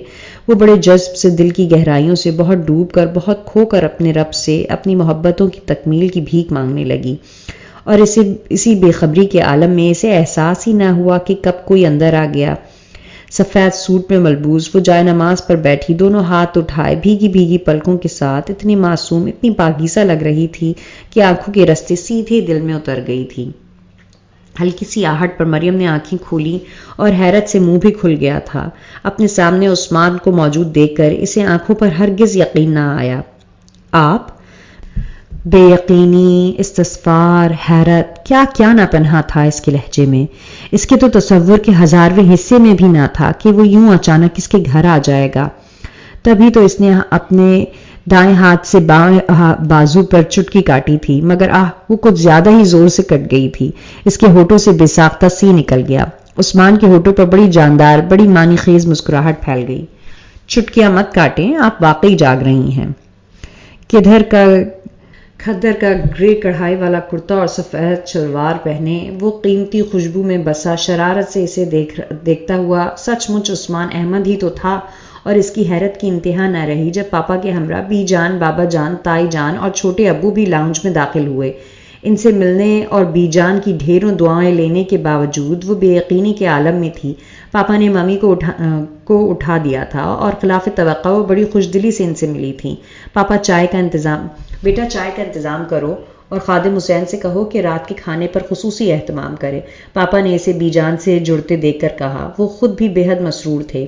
آج مدت بعد تو کوئی اپنا ان کے گھر آیا تھا، اور شاید ممی بھی مصنوعی اور کھوکھلی زندگی سے اوب چکی تھیں۔ بے مقصد مسافتوں کے مسافر پر ایک وقت ایسا بھی تو آتا ہے جب وہ لوٹ کر اپنے ہی گھر واپس جانا چاہتا ہے۔ اسی میں امان ہے، اسی میں سکون۔ چائے کی ہدایت دے کر وہ واپس آئی تو لابی میں اس کا سامنا عثمان سے ہو گیا۔ وہ شاید ادھر ہی آ رہا تھا۔ عید مبارک آپ کو بھی۔ عید والے دن سب نے مجھ سے عیدی لی تھی، صرف تم باقی رہ گئی تھیں۔ میں وہ عیدی دینے آیا ہوں۔ وہ اس کے مقابل آ گیا۔ تو ادھر ہی دے دیتے۔ وہ عیدی ادھر دینے والی نہیں بلکہ تمہارے گھر آ کے دینے والی تھی۔ کیا مطلب؟ وہ خاک نہ سمجھی۔ اس وقت ہمارے بڑوں کے درمیان بہت اہم قسم کے مذاکرات ہو رہے ہیں، اس لیے میں باہر آ گیا ہوں تاکہ تم سے براہ راست بات کر سکوں، کیونکہ تمہارے گھر والوں کا فیصلہ تمہاری رائے سے ہوگا۔ بولو، میری طرف سے یہ عیدی لینی منظور ہے؟ اس نے جیب سے مخملی ڈبیا نکالی اور کھول کر اس کے سامنے کرتے ہوئے پوچھا۔ سفید نگوں والی نازک سی انگوٹھی دیکھ کر بھی اسے یقین نہ آیا کہ جو کچھ عثمان نے ابھی کہا ہے وہ سچ ہے۔ لیکن یہ آپ کیا کہہ رہے ہیں؟ میری کچھ سمجھ میں نہیں آ رہا. میں تو آپ کی چوائس سے بالکل مختلف ہوں. پھر بھلا وہ واقعی اس قدر گڑبڑا گئی تھی کہ اپنی سوچ کو الفاظ دینا بھی مشکل ہو گیا تھا. وہ سب باتیں رہنے دو. جو لڑکی میری خاطر پوری 2 غزلیں زبانی یاد کر سکتی ہے، جو پوری دیوار پر موم بتی سے میرا نام لکھ سکتی ہے، جو میرے شوز پر پالش کر سکتی ہے، وہی میری چوائس ہے. عثمان وہ حیرت و شرمندگی سے اسے دیکھے گئی. تم سوچو گی کہ میرا رویہ تم سے اتنا سخت کیوں تھا؟ دراصل میں نے بہت پہلے ہی تمہاری آنکھوں میں اپنے نام کی شبیہ دیکھ لی تھی، اور جس کنڈیشن میں تم مجھ سے ملی تھی میرے ذہن میں ایسی لائف پارٹنر کا کوئی تصور نہیں تھا. میرا خیال تھا تم بھی اپنی ممی کی طرح ہمارے ماحول میں ایڈجسٹ نہیں کر سکو گی، اسی لیے میں نے تم سے یہ رویہ اپنایا تاکہ تم خود ہی پیچھے ہٹ جاؤ. لیکن تم نے پیچھے ہٹنے کے بجائے خود کو بدلنا شروع کر دیا. تمہارے جذبوں نے تمہارے اندر اتنی لچک پیدا کر دی کہ تم خود کو میری پسند کے مطابق ڈھالنے لگی، اور یہی تمہاری کامیابی اور محبت کی سچائی ہے. اسی سچائی نے مجھ جیسے سٹون مین کو بھی جیت لیا. وہ بڑی سنجیدگی سے کہہ رہا تھا اور وہ بہت توجہ سے سن رہی تھی. اس کے سٹون مین کہنے پر وہ ٹھٹک گئی، اور اس کے اس طرح ٹھٹکنے پر اس نے مسکراتے ہوئے جیب سے ایک طے شدہ کاغذ نکال کر اس کے سامنے بڑھایا. اس نے استفہامیہ نظروں سے دیکھا. یہ وہ خط ہے جو تم نے روبا کو لکھا تھا، لیکن غلطی سے میری ہی کتاب میں رکھ گئی تھی. ماشاء اللہ، کیا خوبصورت القابات سے نوازا ہے آپ نے اس ناچیز کو. اس نے بے حد شرارت سے کہا تو وہ خفت سے سرخ پڑ گئی. میں یہ انگوٹھی تمہارے ہاتھ میں پہنا دوں؟ تمہیں کوئی اعتراض تو نہیں؟ عثمان نے اس کا نرم و نازک ہاتھ تھامتے ہوئے محبتوں سے گندے لہجے میں پوچھا تو اس کی دھڑکنیں بے ترتیب ہونے لگیں. میں اس کی دسترس میں ہوں، مگر وہ مجھے میری رضا سے مانگتا ہے. اس نے بڑے بے اختیار انداز میں بڑا حسب حال شعر پڑھا تھا. اس خوبصورت اور دلکش اقرار محبت پر عثمان مسرور سا ہو کر اسے دیکھنے لگا. سچ سچ بتاؤ، اسے کتنے دنوں میں یاد کیا؟ اس نے اسے محبت پاش نظروں سے دیکھتے ہوئے پوچھا. صرف 3 دن میں. اس نے صاف گوئی سے کام لیا تھا، اور اس کے واقعی سچ بتانے پر دونوں ہی کھلکھلا کر ہنس دیے تھے، اور چاروں اور جیسے بہار اتر آئی تھی. اسے بی جان کے گھر گزاری ایک عید یاد آ رہی تھی، اور اب اس کی تمام عیدیں اسی آنگن میں گزرنا تھیں، وہ بھی عثمان کی سنگتوں میں. کس قدر خوش نصیب تھی وہ کہ من چاہی مراد پالی تھی. اس کا رواں رواں خدا کا شکر ادا کر رہا تھا جس نے اس کی دعاؤں کو شرف قبولیت بخشا تھا.